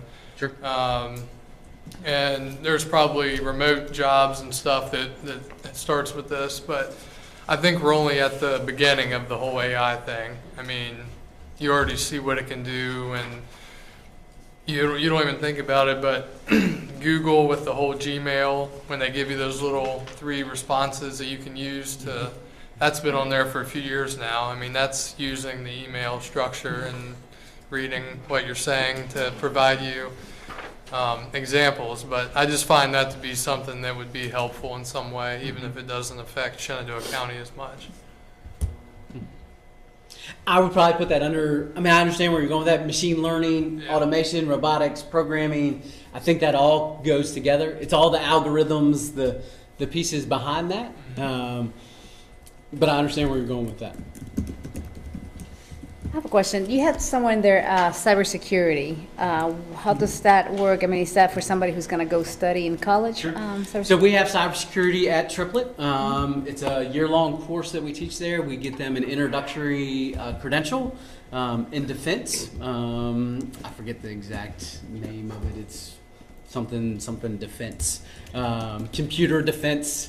And so I think that opens it up. It's a good introductory to get you in the door somewhere, but I also think it opens up to look at what Laurel Ridge does on their workforce side. But I also think it opens up the door to go to a 4-year institution where if you wanted to study cyber, I think one of the things that we found with cyber, it's the guys that have and the gals that have the certifications. It's not necessarily a degree. It's how many firewalls can you protect and how fast can you do it? And if you have these stackable credentials, if you looked at Laurel Ridge's programs, there's 6 or 8 classes you can take all in cybersecurity that stack those credentials, and those guys are getting gobbled up quickly. Okay, so it's like certification, yeah. So it's mostly to get admitted into the program. Yes, ma'am. Or an entry-level position. Or entry level. Yeah. Okay. IT firm. All I can say is you're doing a heck of a job down there. Thank you. As always, I'm always astonished. I was down there for the More Trust banquet, and that was my first time really getting to walk around that place. And there was an electrical class going on, and I was like, hey, there's a class going on in there. Yeah. But I mean, being in my trade, I'm behind you 100%. And, a lot of these kids in Shenandoah County aren't looking at college after they leave high school, so. We've seen that as a trend. We survey our seniors that are down there and say, hey, where are you going next? And more, as I look at the 3-year trend, hey, I'm going to go straight to work, or I'm going to go to work and I'm going to have my employer go back and pay for me to go to night class so I can get my journeyman's license, or I'm going to, I got my CNA, I'm a nurse aide, I'm a certified nurse aide, I'm going to go get a job at this place, healthcare place, and they'll pay for me to go back to get my RN or my LPN. And so kids are getting pretty savvy. They understand, hey, if I don't have to pay for it and somebody else will, okay, I'll go that route. Keep up the good work. Thank you. Yeah, I can comment. I've visited at Triplet Tech with Mr. Lynn, and I tell people, I was telling the guy I work with today, nothing but great things to say, what you're doing there at Triplet Tech, and keep it up. I mean, and definitely, the reality is, like you said, there's so many jobs here in the valley. You just mentioned them, that the reality is kids are going to be looking to do that. And you know, hey, if we can make it better, we need to make it better. So the number of kids that Todd said was, Mr. Lynn said had signed up for classes was 368, right? And we can only admit 300. So that means that kids aren't getting a skill that they could get if we had either additional programs available or whatever. And then a few slides later, Mr. Lynn then says that we're at capacity at Triplet Tech. So, you know, so what does that mean? That means we need space. And where are we going to get space? So that's, you know, those are conversations that we probably need to have sooner rather than later, because if we keep kicking this, you know, can down the road, then we're going to have kids that don't have a skill that they, when they graduate, that they can go right to work and make a living wage. The positions, the programs that we have at Triplet Tech, most of them are living wage jobs. Absolutely. Yes. Oh, yeah.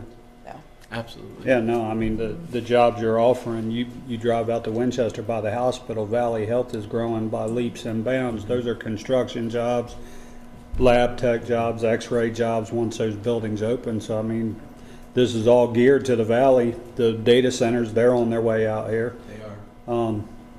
I mean, you've got all your bases covered. It kind of stinks that we're sitting here talking on the same night about cutting the budget, but yet we want to expand this. Funny you should say that, because I think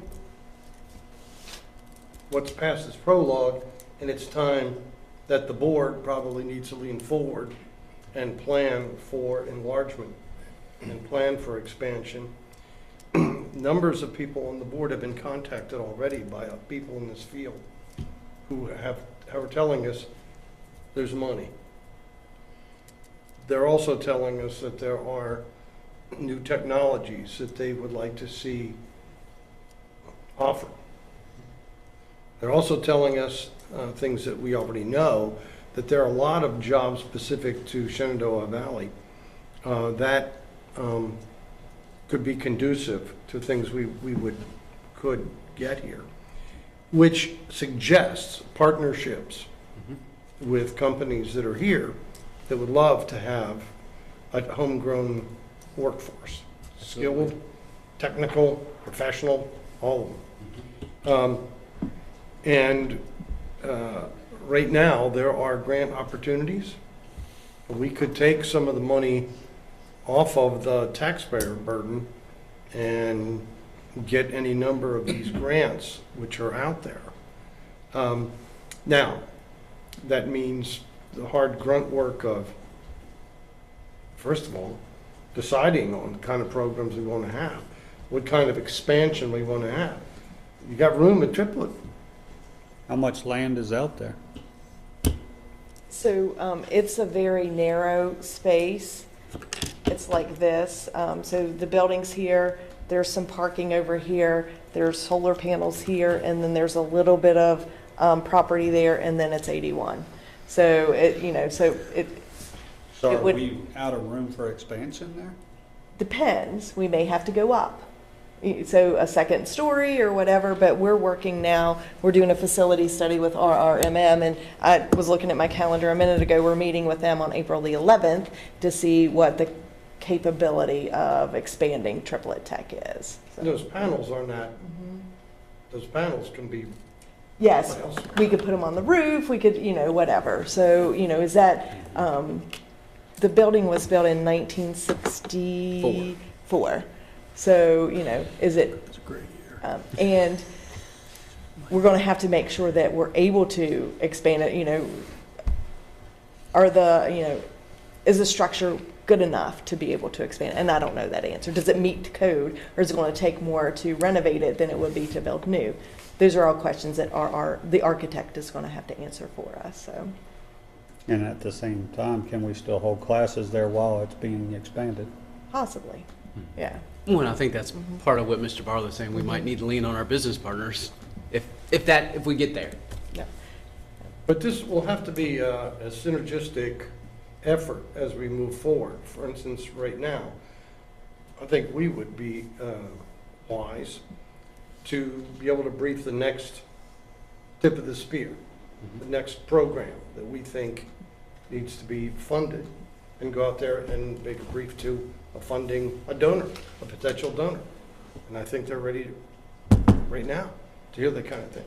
We have to think about enlargement, we have to think about space, we have to think about teachers, have to think about our grant writers, have to think about kind of a murder board that would look at the new programs coming up. Kyle talked about AI.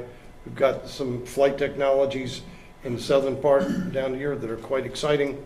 There's a lot of folks around here that are quite innovative and excited about doing this. People have helped make a Massanutten and Tech a reality, want to help with this.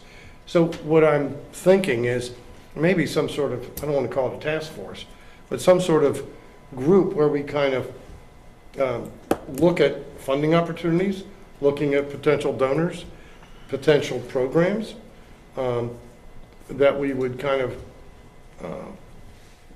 assess and see which ones look like they're would be valuable to our community, which we could partner with, you could receive funding from, that would be possible in your space or other spaces. And this doesn't have to be just near term. We get one of these short term things and then we have a longer term program for development. Now we upgraded our, if you will, our CTE committee. I'm looking at you. And Mike. So, the kind of thing, maybe we can get some of these folks together in a room and kind of, as I say, murder board or just spitball some of this stuff. And with guidance from you, Todd, about where this could go and so forth, and how we need to think about all the things that Madam Superintendent, you were just talking about. It's not going to be easy getting everything to gel, but it's important that we try. And so I think what I wanted to hear tonight was a really great success story that has next chapters to be written. And we can't kind of wait for it to evolve by itself. We have to be a little bit out in front of that. So I'm just suggesting that as a board, we consider ways that we can front load this thing a little bit and have a way of planning ahead of time, whatever manifestation that would take. But I think it's something we ought to be about. Anyway, I've spoken enough. Would this be part of the strategic planning that we're going to be talking about in the summer? I mean, would that be something that we would include in the strategic planning in terms of where we're growing? So it could. Usually the strategic plan is, where are we going to go with student achievement and parent-community relations and things like that. But it does have adequate facilities in there as well. And so the growth absolutely, and all that. it could. But I think it's probably going to be a separate topic that we'll want to tackle. I was going to say a beast of its own, Right. because it's going to be big. Yeah. Nevertheless, there should be hooks on that strategic plan Like a subcommittee. that will allow us Yeah. to hang these ornaments on. So I think as we develop it, we'd be remiss if we didn't keep that in the back of our mind, even though the strategic plan is kind of a rubric document. Nevertheless, as I said, to have those little hooks on it for different objectives down the road is a smart thing to do. And we'll want to partner with our community colleges and our universities because, for example, we're getting ready to start the Future Educators Academy. We're partnering with Laurel Ridge in 2025. And 40 students from across our area will actually be able to get an associate's degree when they graduate from high school. And then they can go 2 additional years to have an elementary or special ed endorsement. I mean, would it be, I don't know, this is just spitballing here, but would some of the hospitals have the opportunity to kind of sponsor some of those programs and then have them held within their facilities? So we're part of the Valley Health System Education Consortium. We meet quarterly, 6 times a year, where we talk about those opportunities, and so they very much are interested in the products that we produce. They all the time need nurse aides. They all the time need PT aides. It's part of the reason, that we started the PTA program that we started. So they have been very instrumental in helping us get equipment, and there is the possibility of some space maybe. But again, I think that's part of where do we want to go as a collective of Shenandoah County Public Schools and CTE. Because if you could move those to areas where they're going to be closer to what they're supposed to be serving, it open up some spaces somewhere else. It would, not high lab space where you would, that's what you would need for your welding and your Right. drones maybe. Yeah. No, but if you can take some of those programs out Yes, of the agreed. triplet, Yeah.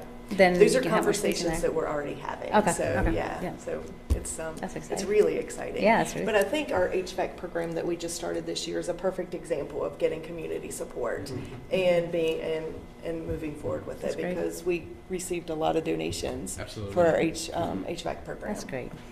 And lest anybody be fearful, that when I'm talking about like a task force or something, it's like you guys have to come up with the answers. I think what would be a better way to approach it is for us, the board, and for the staff to be able to point subject matter experts to come in and help us write the grant, figure out the new program, so that you guys can kind of put it together and ask the right questions. Not that you'd have to do that grunt work, but have those folks come to you so we could sort it out and then just design it. So I think HVAC, the story of HVAC and how it developed here Yeah. is the power of career and technical education and business partnerships. It was 8 businesses said, I need people and I need them now. Yeah. What do we got to do? Well, we got to talk about curriculum. We got to talk about equipment. I need a teacher. I need these things. And here's the price tag. Okay, where do we go next? Well, we go to the school board. Okay, we got to go to the board of supervisors. Okay, we go there. And then it happens, right? And so it's not Dr. Shepard, it's not Todd Lynn, it's not Mr. Barlow. It's our business community saying, we've got to have these things to stay in business. I got to have this program. And so I think that's what you're referring to. It is, and I actually think that this could help us force the Board of Supervisors to have more of a comprehensive plan that includes us in education. And so if this draws us closer together to the supervisors, that's a good thing.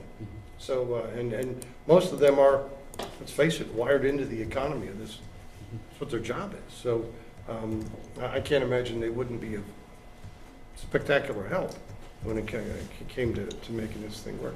Especially if somebody else is paying for it. Yeah, that's true. You brought up that health consortium. Are they financial partners with Triplet Tech? They have been, so that services the region. So it's all of Valley Health Service areas that are a part of that. And so they have provided money to all the schools. And then when we've had specific requests, when I've needed hospital beds, when I've needed certain pieces of equipment, I borrow our box truck and I go get it. And they give it to me. They help me load it up, and then I take it to a school, and off we go. So they've provided both financial resources in the past. They haven't done that in a while, but they've also they helped pay half of some of our teachers to go back and get their credentials to be a dual enrolled anatomy and physiology teacher. So they paid half, we paid half. So it just cost the teacher time to go get those 18 hours. Shenandoah University put together a quick program that was a summer, fall, spring, summer. So the teachers could do it quickly and do it in 18 months. So there's been a lot of good things that have come out of that consortium, from preparing teachers to equipment to getting programs off the ground. It's been really, it's one of the highlights of my career, being there from the beginning and watching it grow and the things that it's been able to do. Right. Nice.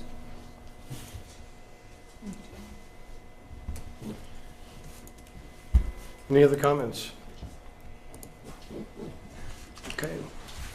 We can head into our last item tonight. And I do want to remind the board members that there's still board member comments afterwards, so other things that are on your mind can still be brought up at that point. But our last discussion is on the model policy that have to do with gender identity. And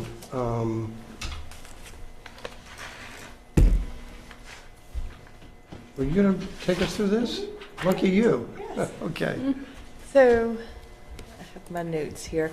So I really just going to make a few quick comments about this.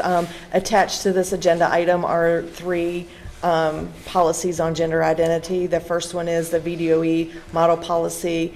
Then there's a draft from that was crafted by Ms. Carlinio, and then we have a third draft that was crafted by Mr. Rickard.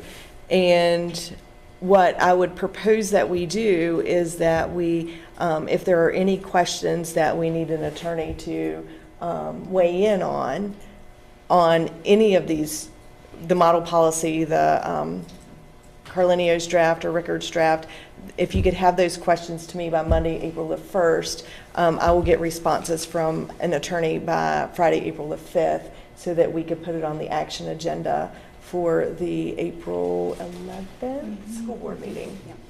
Yes. But I would need those by April the 1st, Monday, April the 1st, so that the attorney has an opportunity to review and provide information so that I can get you the information by April the 5th and then put it on the Okay, agenda. That's a good timeline. Love it. Everybody on board with that? So any questions to the superintendent, you'll collate and forward those to the attorney for us. And we'll be able to put then this on the agenda for decision in April meeting, the 11th. Any, I'm going to assume we have a consensus agreement on that timeline. Anybody object to that? I'm fine with that. Okay. Can I make a request, though? Whatever. Instead of calling it the Rickard version, could we just change it to the compromise version? Because, I mean, all due respect, I reached out to Gloria because her policy had been vetted by several different attorneys, and then we had met with Daniel Rose. So that was where that policy was based, was hers. I just went in and made the changes per Daniel Rose, per Brandy's questions, per Dennis's questions. So I mean, I don't need like my name attached to it. You can just make it the compromised version if you want. I don't care. Well, are you well, I guess my question is we have a Carlinio version and a Rickard version. Are we taking one off of the board for, are we, considering all three? I'm actually fine, after seeing this and the fact that it is kind of a compromise between the VDOE and mine, I'm fine with withdrawing mine if we just want to focus on Mike's version of this, just because it does kind of include some of the compromises that our board members had talked about. So I think that actually makes more sense since it is an improvement upon mine. So I'm fine with taking it out. Well, I still have a few issues with it. There's 2 things, and I did see that you had changed the licensed healthcare professional and the psychiatrist. That was kind of a back and forth there. It kind of contradicted each other. And again, and you may want to take this, I don't know if you're going to reach out to Sands Anderson or if you're going to reach out to Daniel Rose again.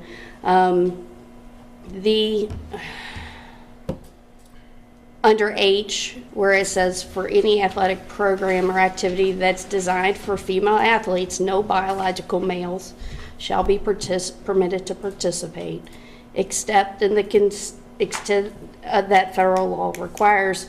When you bring up Title IX and the office, U.S. Department of Education Office for Civil Rights, the scope of Title IX is that you, a recipient institution that receives department funds must operate its educational program or activity in a non-discriminatory manner, free of discrimination based on sex, including sexual orientation and gender identity. Some key areas in which recipients that have Title IX obligations are recruitment, admissions and counseling, financial assistance, athletics, sex-based harassment. So one of Title IX's things is that you run into is that when you are blatantly discriminatory, like this states, which is what I think that it states, that it will set us up for litigation. Somebody's going to say, well, you mean this says, hey,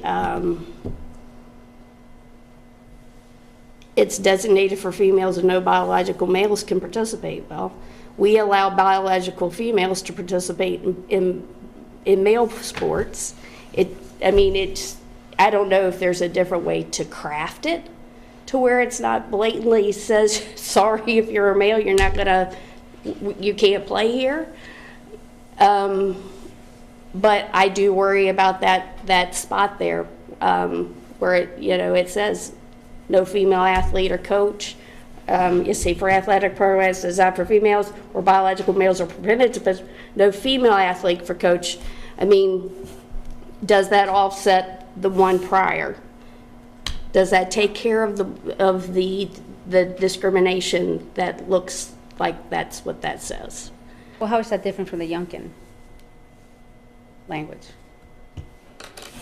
Because the Youngkin language says, for any athletic program or activity that is separated by sex, the appropriate participation of students shall be determined by the sex rather than gender or gender identity. Yep. So, I mean, that's the state already backing you up on that. Correct. But it's worded slightly different. It's saying the same thing. I don't like.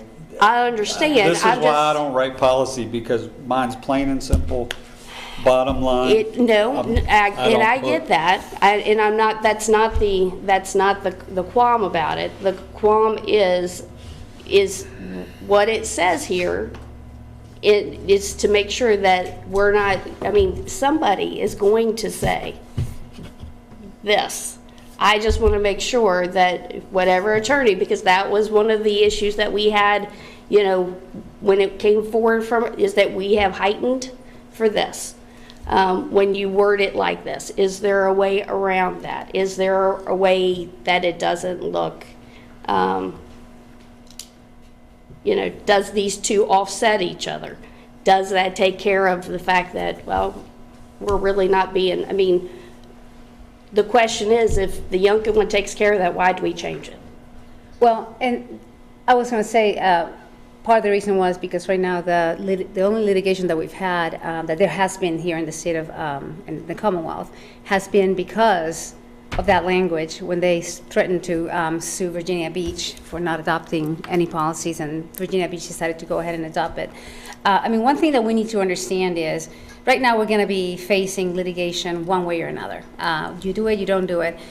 Until the Supreme Court of the United States decides on this, there's not going to be clarity on this. And right now, as it is, the courts are split. We have some courts that say this is fine, and there are other courts that say this is not fine. So it really is a split. So until we have that, chances are we're going to be liable for any kind of litigation one way or another. And I'm okay. I understand that. It's not. Here's the thing: litigation. I'm not afraid of litigation. What I'm afraid of being is blatantly just in your face, flipping somebody the middle finger and saying we're going to do this. If the Youngkin policy pretty much said the same thing without saying it like this, then why don't we keep Well, I guess because in the end, I think it goes to the whole purpose of what we're trying to do here. And if we're trying to protect girls from having to compete against biological males, then that is actually the whole purpose of having this policy. So in the end, it's going to come to that. Do we want to protect our girls from having to compete against a biological male, or are we just not? This is different then. This is different than what the Youngkin says. Well, Youngkin just says the same thing, just leaves it a little bit more vague. But it still says that you have to Any athletic program or activity that is separated by sex, the appropriate participation for students shall be determined by sex rather than gender or gender identity. That is literally what it says. And then if you go back to the definition, it tells you what that means, which is the birth, the sex at birth.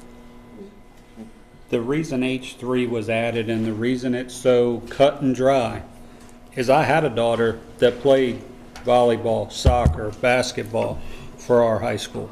She's since moved on to JMU, but volleyball, we don't offer that as a male sport.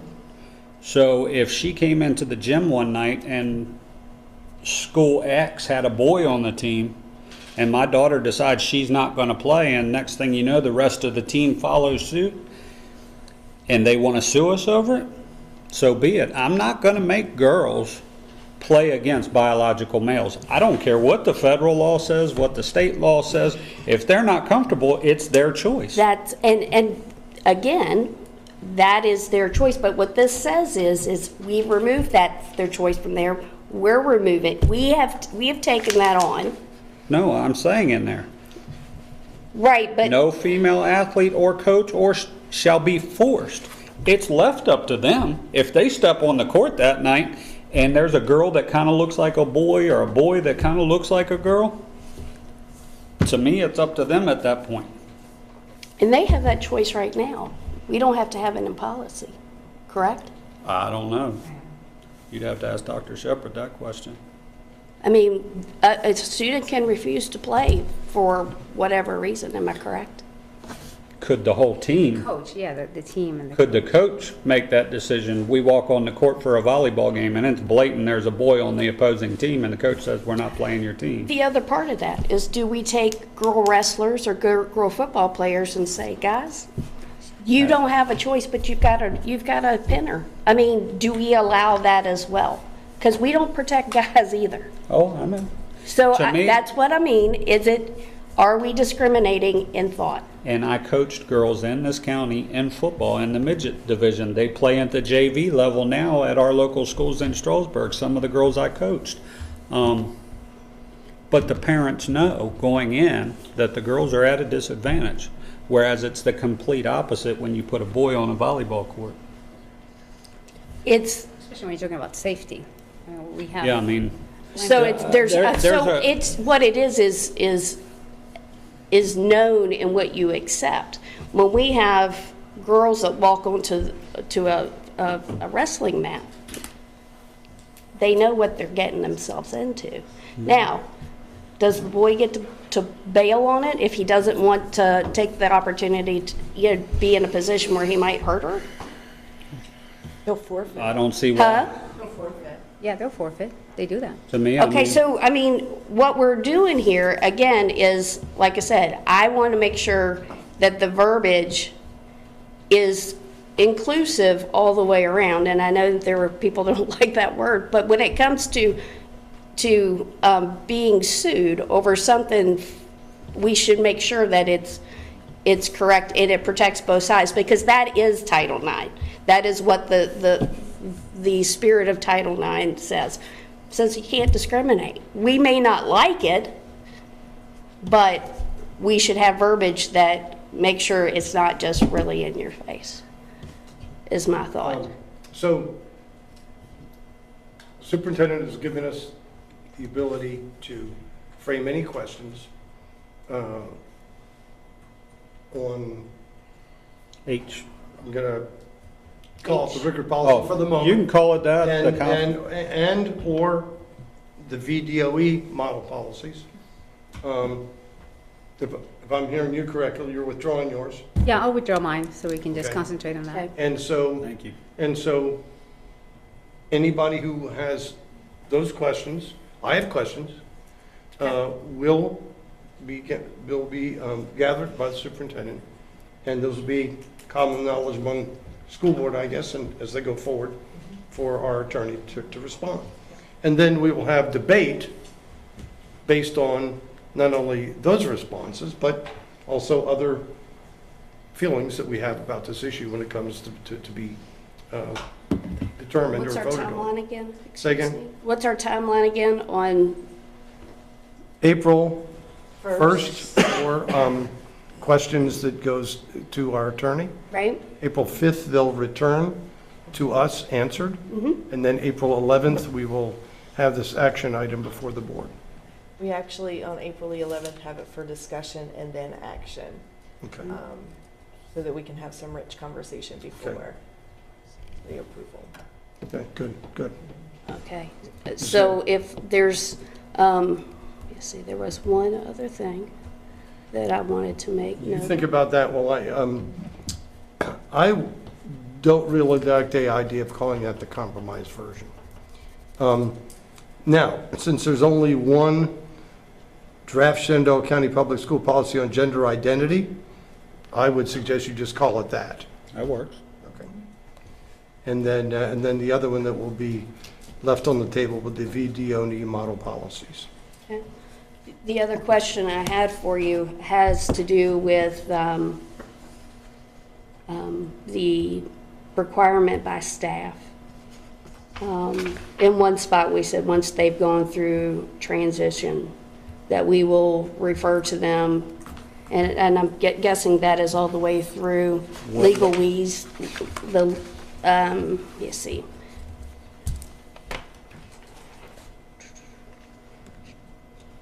Well, official record, the student's legal name and or sex. Talking C2? Yeah.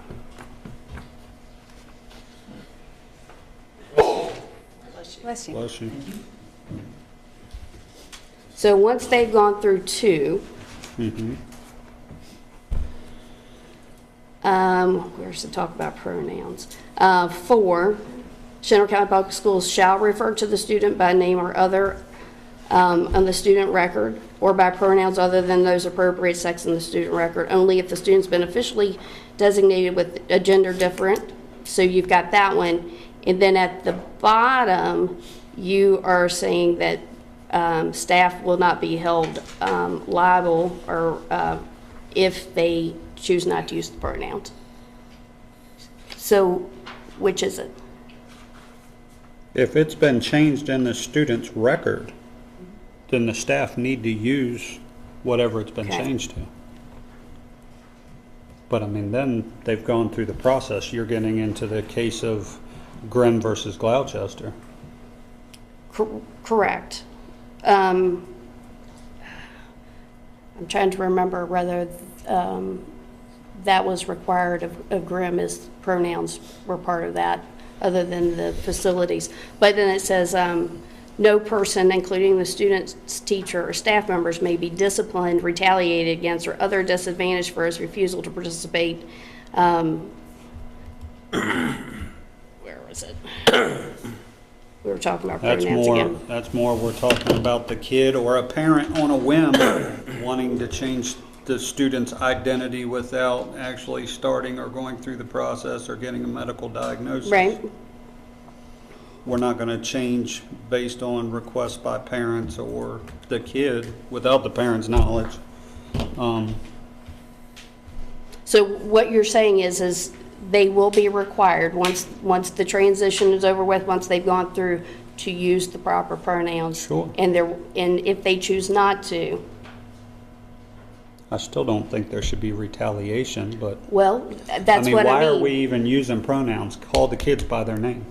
So if they've gone through the process and changed their name from a girl name to a boy name or vice versa, call the student by their name. Well, I mean, sometimes dialect doesn't exactly allow you to put that in. I mean, and use And if Bob every time that you know. If a teacher screws up, are we going to let them be sued over a screw up? You know what I mean? Well, that's why I'm asking for clarification. Yeah, I mean, to me, no teacher or staff member should have to worry about retaliation Right. at any time. I mean, anytime a teacher or a staff member could screw up a pronoun or whatever. That's why I just stick with names. Well, and I can appreciate that, but we have two different things here in policy that offset each other. So are we going to require it once they go through? Say, well, and if you mess To me, it up. only makes sense. Okay. If the student has gone through transition You change their pronouns, you change the school record. Okay. I think it's also two things, and I'm sorry, I don't have your policy in front of me, but I think what it was, I think you changed in the, oh, thank you, in the protections number 1, you added the, as reflected by this official record. So that means that the teachers or the staff are going to be using the pronouns as is reflected in the official record. Number 2 actually refers to having to participate in school-sponsored activities or events. So that has nothing to do with pronouns. No, I thought we had something that said they wouldn't be able, we wouldn't hold accountable staff for not using pronouns. No, number 1 is for the pronouns. Number 2 is for the refusal to participate in school-sponsored activities or events and/or the teaching of principles related to sexual and/or gender identity. Correct. Protection If you under look I. at D3, they are protected once they've gone through, unless the student has been officially designated a gender different from his or her sex pursuant to section 3C2. So once they've done the process, then we're changing the name, we're changing the pronoun. So then the protections are, number 1 has to do with the pronouns that the staff is going to be using, and number 2 has to do with the refusal to participate in school-sponsored activities or events and/or the teaching of principles related to sexual and/or gender identity. And if I'm not mistaken, that may actually be in the Youngkin one too. Notwithstanding any provisions of this policy, Centre County Public Schools shall not compel, discipline, retaliate against, or otherwise disadvantage any student, staff, teacher, or other person to address or refer to any students using pronouns or other words inconsistent with the student's actual biological sex or reflected by the official record. Correct. Now, if you go back to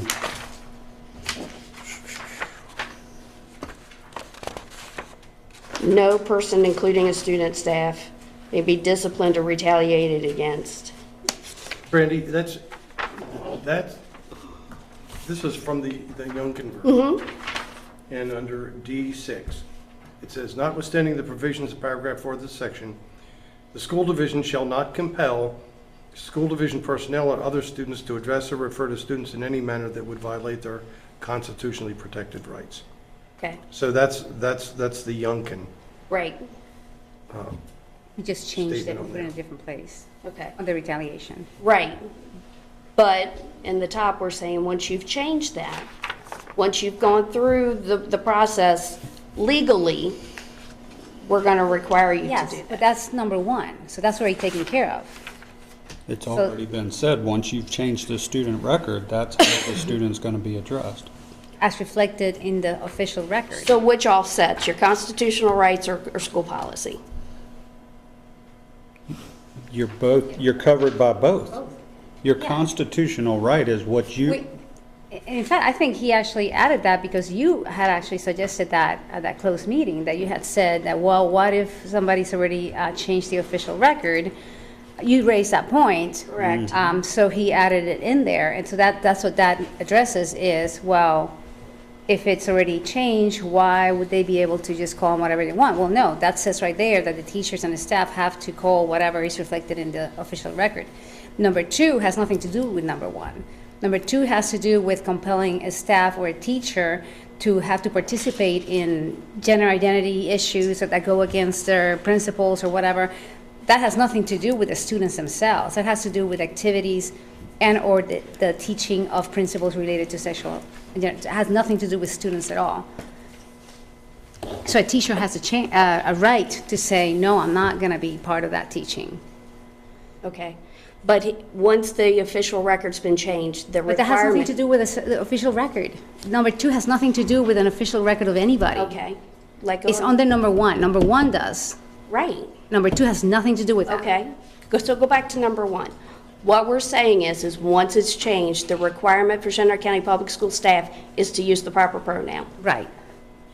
Okay. As it's stated in the official record.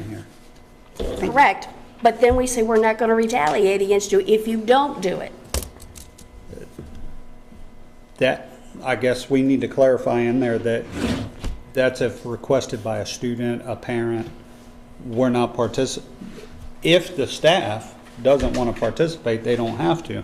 But if you've got a case like Grimm versus Gloucester, where the student has gone through all the hoops to the point of surgeries and everything else, then it's kind of pointless to call her by her original given name if her driver's license, her birth certificate, and everything else show her as a male. It would be kind of stupid to not recognize her as a male. Okay, but like I said, I just want to clarify, that is what we're saying, though. I mean, we're not going to retaliate against you if you don't. I mean, we're requiring you to do it, but really, we're not going to retaliate. We probably don't have a retaliation now if a teacher doesn't want to teach a certain student because of conflict, or do we have any kind of policy like that? Has a teacher ever asked for a student to be removed from their class because of a family conflict or anything like that? Had students asked to be removed from classrooms, not necessarily because of family conflict, but, for various reasons. And We just oblige. sometimes we do and sometimes we don't, depending on the situation. Like I said, to me, it kind of offsets each other. We're going to require you to do this, but we're not going to hold you accountable if you don't. I just want to make sure that that's the expectation,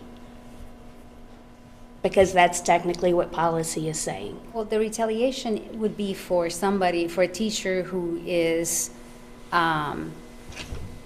being forced to use a name or pronoun that is not on the official record. Okay.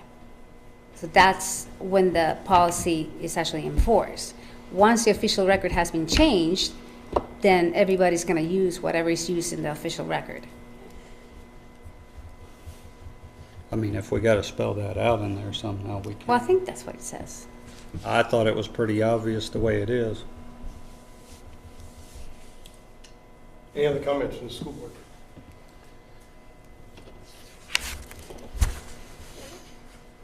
Okay, Madam Superintendent, we thank you for using your good offices and to collate those questions, and we look forward to a robust debate. Yes, sir.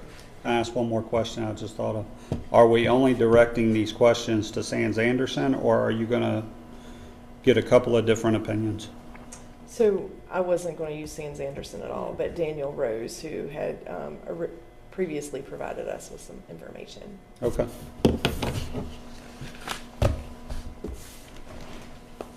All right. We have completed our 4 topics for the work session, so it remains for us to hear school board member comments. Anybody want to go first? Go around the horn and start with you. You okay, Mike? I'm good. Good. 2 things I can think of right off the bat. I've been approached by 2 veterans that are, one I know is a long-term sub right now in our school, and I know there used to be a program, Vets to Teachers. Is there anything we can do to help veterans fast track or whatever to become full-time employee teachers? And you may not know that right now. I'm just putting it out there as something maybe we could review, because I've been approached and there is an interest.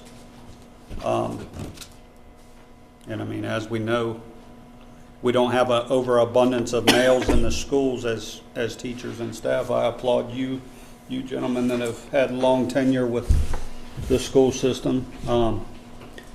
But I thought it was interesting. I didn't even know there was such a program until I started researching it, and it turned out it was done away with a few years ago. I don't know if it's been brought back, if there's any talk about bringing it back. You know, that's a really interesting, sorry.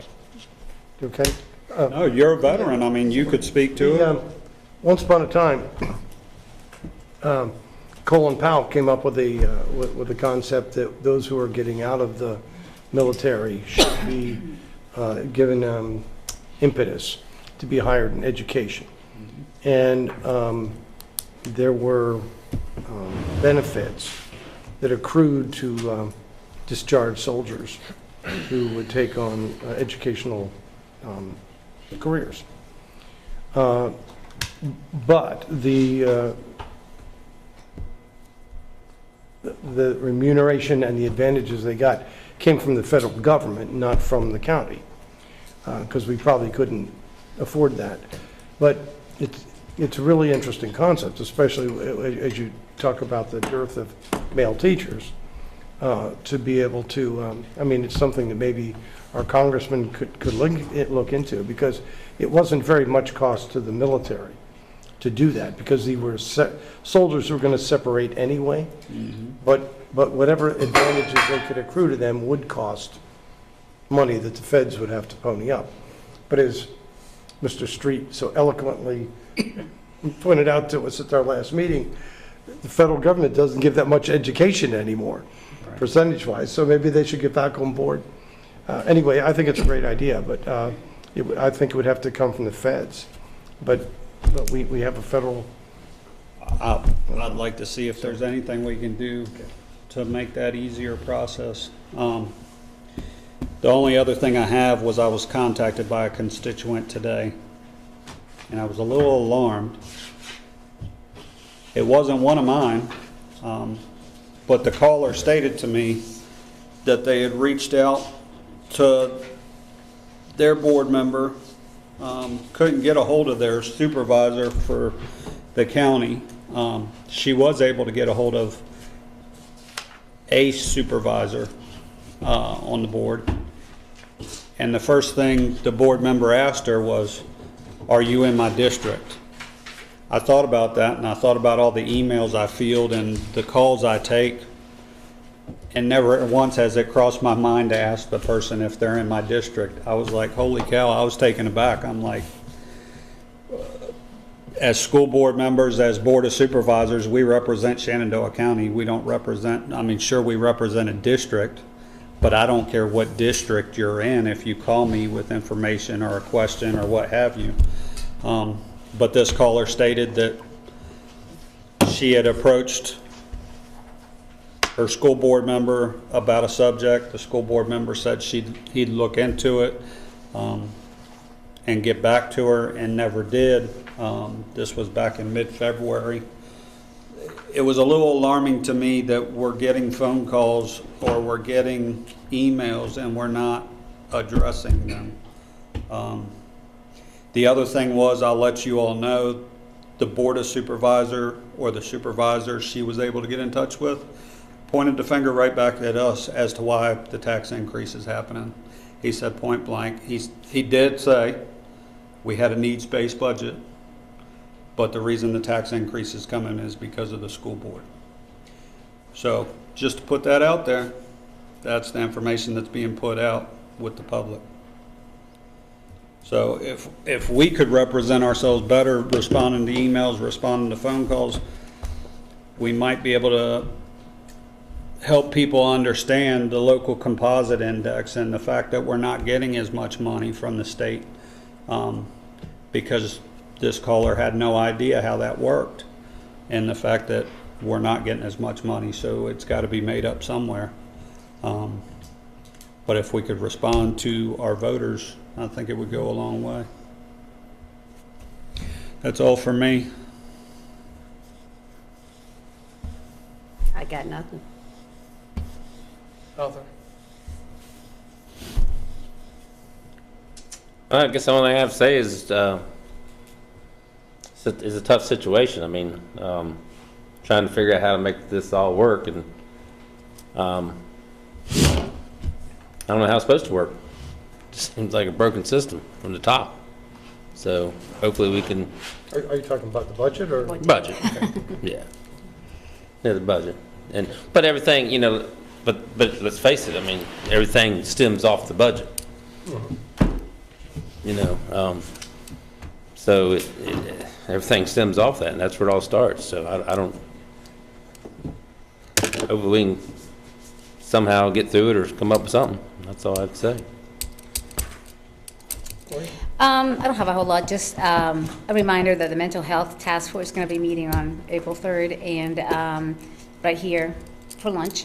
And that meeting, the last one was actually very, very good, and we did a lot of introductions with the community and all that, but we're trying to really identify what areas of our community, especially for the kids, we need to address most.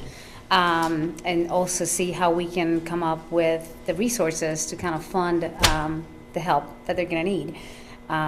So that's going to be April 3rd here, and there is lunch. And other than that, I think Mike and I are looking into doing some meetings for the personnel committee and start talking to some of the teachers and see if we can go to the different campuses before the end of the year, just to get more feedback from the teachers and the staff. That's it. The only thing I would have to bring up is the whole concept of our work sessions, because I think the superintendent was kind of, you don't know what I'm going to say next, do you? But kind of shocked when you came here and found out that work sessions were not part of the daily grind of this previous school board. And I think it's important that we have these sessions, and I appreciate the fact that we can delve a little bit deeper into topics and have some back and forth we can't always have. But it did create kind of a dilemma for me last time around, because we tried to use Robert's rules in a kind of a hybrid way, because we tried to, or I tried to. And I made a dog's breakfast out of it. So we have to figure out if we want this, because as I read the policies, we have regular school board meetings and we have special school board meetings that are called when the chairman or when two people request special meetings. The assumption here, I think the implication is that if there's something that really pops up, we need to have a meeting. So the question that I have for you is, do we need to create a third set of rules of the road for work sessions? Does this work okay? Are the wrinkles out of it? I don't know, but it really isn't covered by our norms or by the policy, the work session. So we may want to think about what we want to do to capture the work session and its mechanisms. Believe it or not, that's all I have. I mean, is that something we need to vote on, or we just need to kind of agree on it? Well, I think we'd have to vote on it. I mean, if we, again, interesting. The norms indicate that during meetings like this, we can come to consensus. Okay, well, the problem is, consensus is hard to determine. The best I can come up with is you reach consensus when nobody objects. So that's why I've been asking if you all consider nobody objects. The question is that binding? A couple of years ago, we tried to have consensus on whether we should have a survey to have the name change. And we had consensus, but then next month, we didn't have consensus. Yeah. And so if we don't pass it as part of it, I'm not sure how much water it holds. So we're on the horns of a dilemma. So I just want you to think about the rules of the road for the work sessions going forward.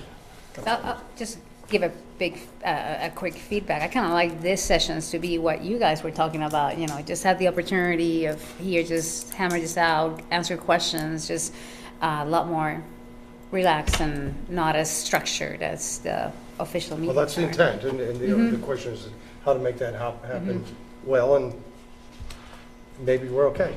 So anyway, think about it, and I agree with Gloria. I like the laid-back atmosphere. I mean, the last time we had a work session, I walked away going, holy cow, how did we even know we only had 10 minutes to present something?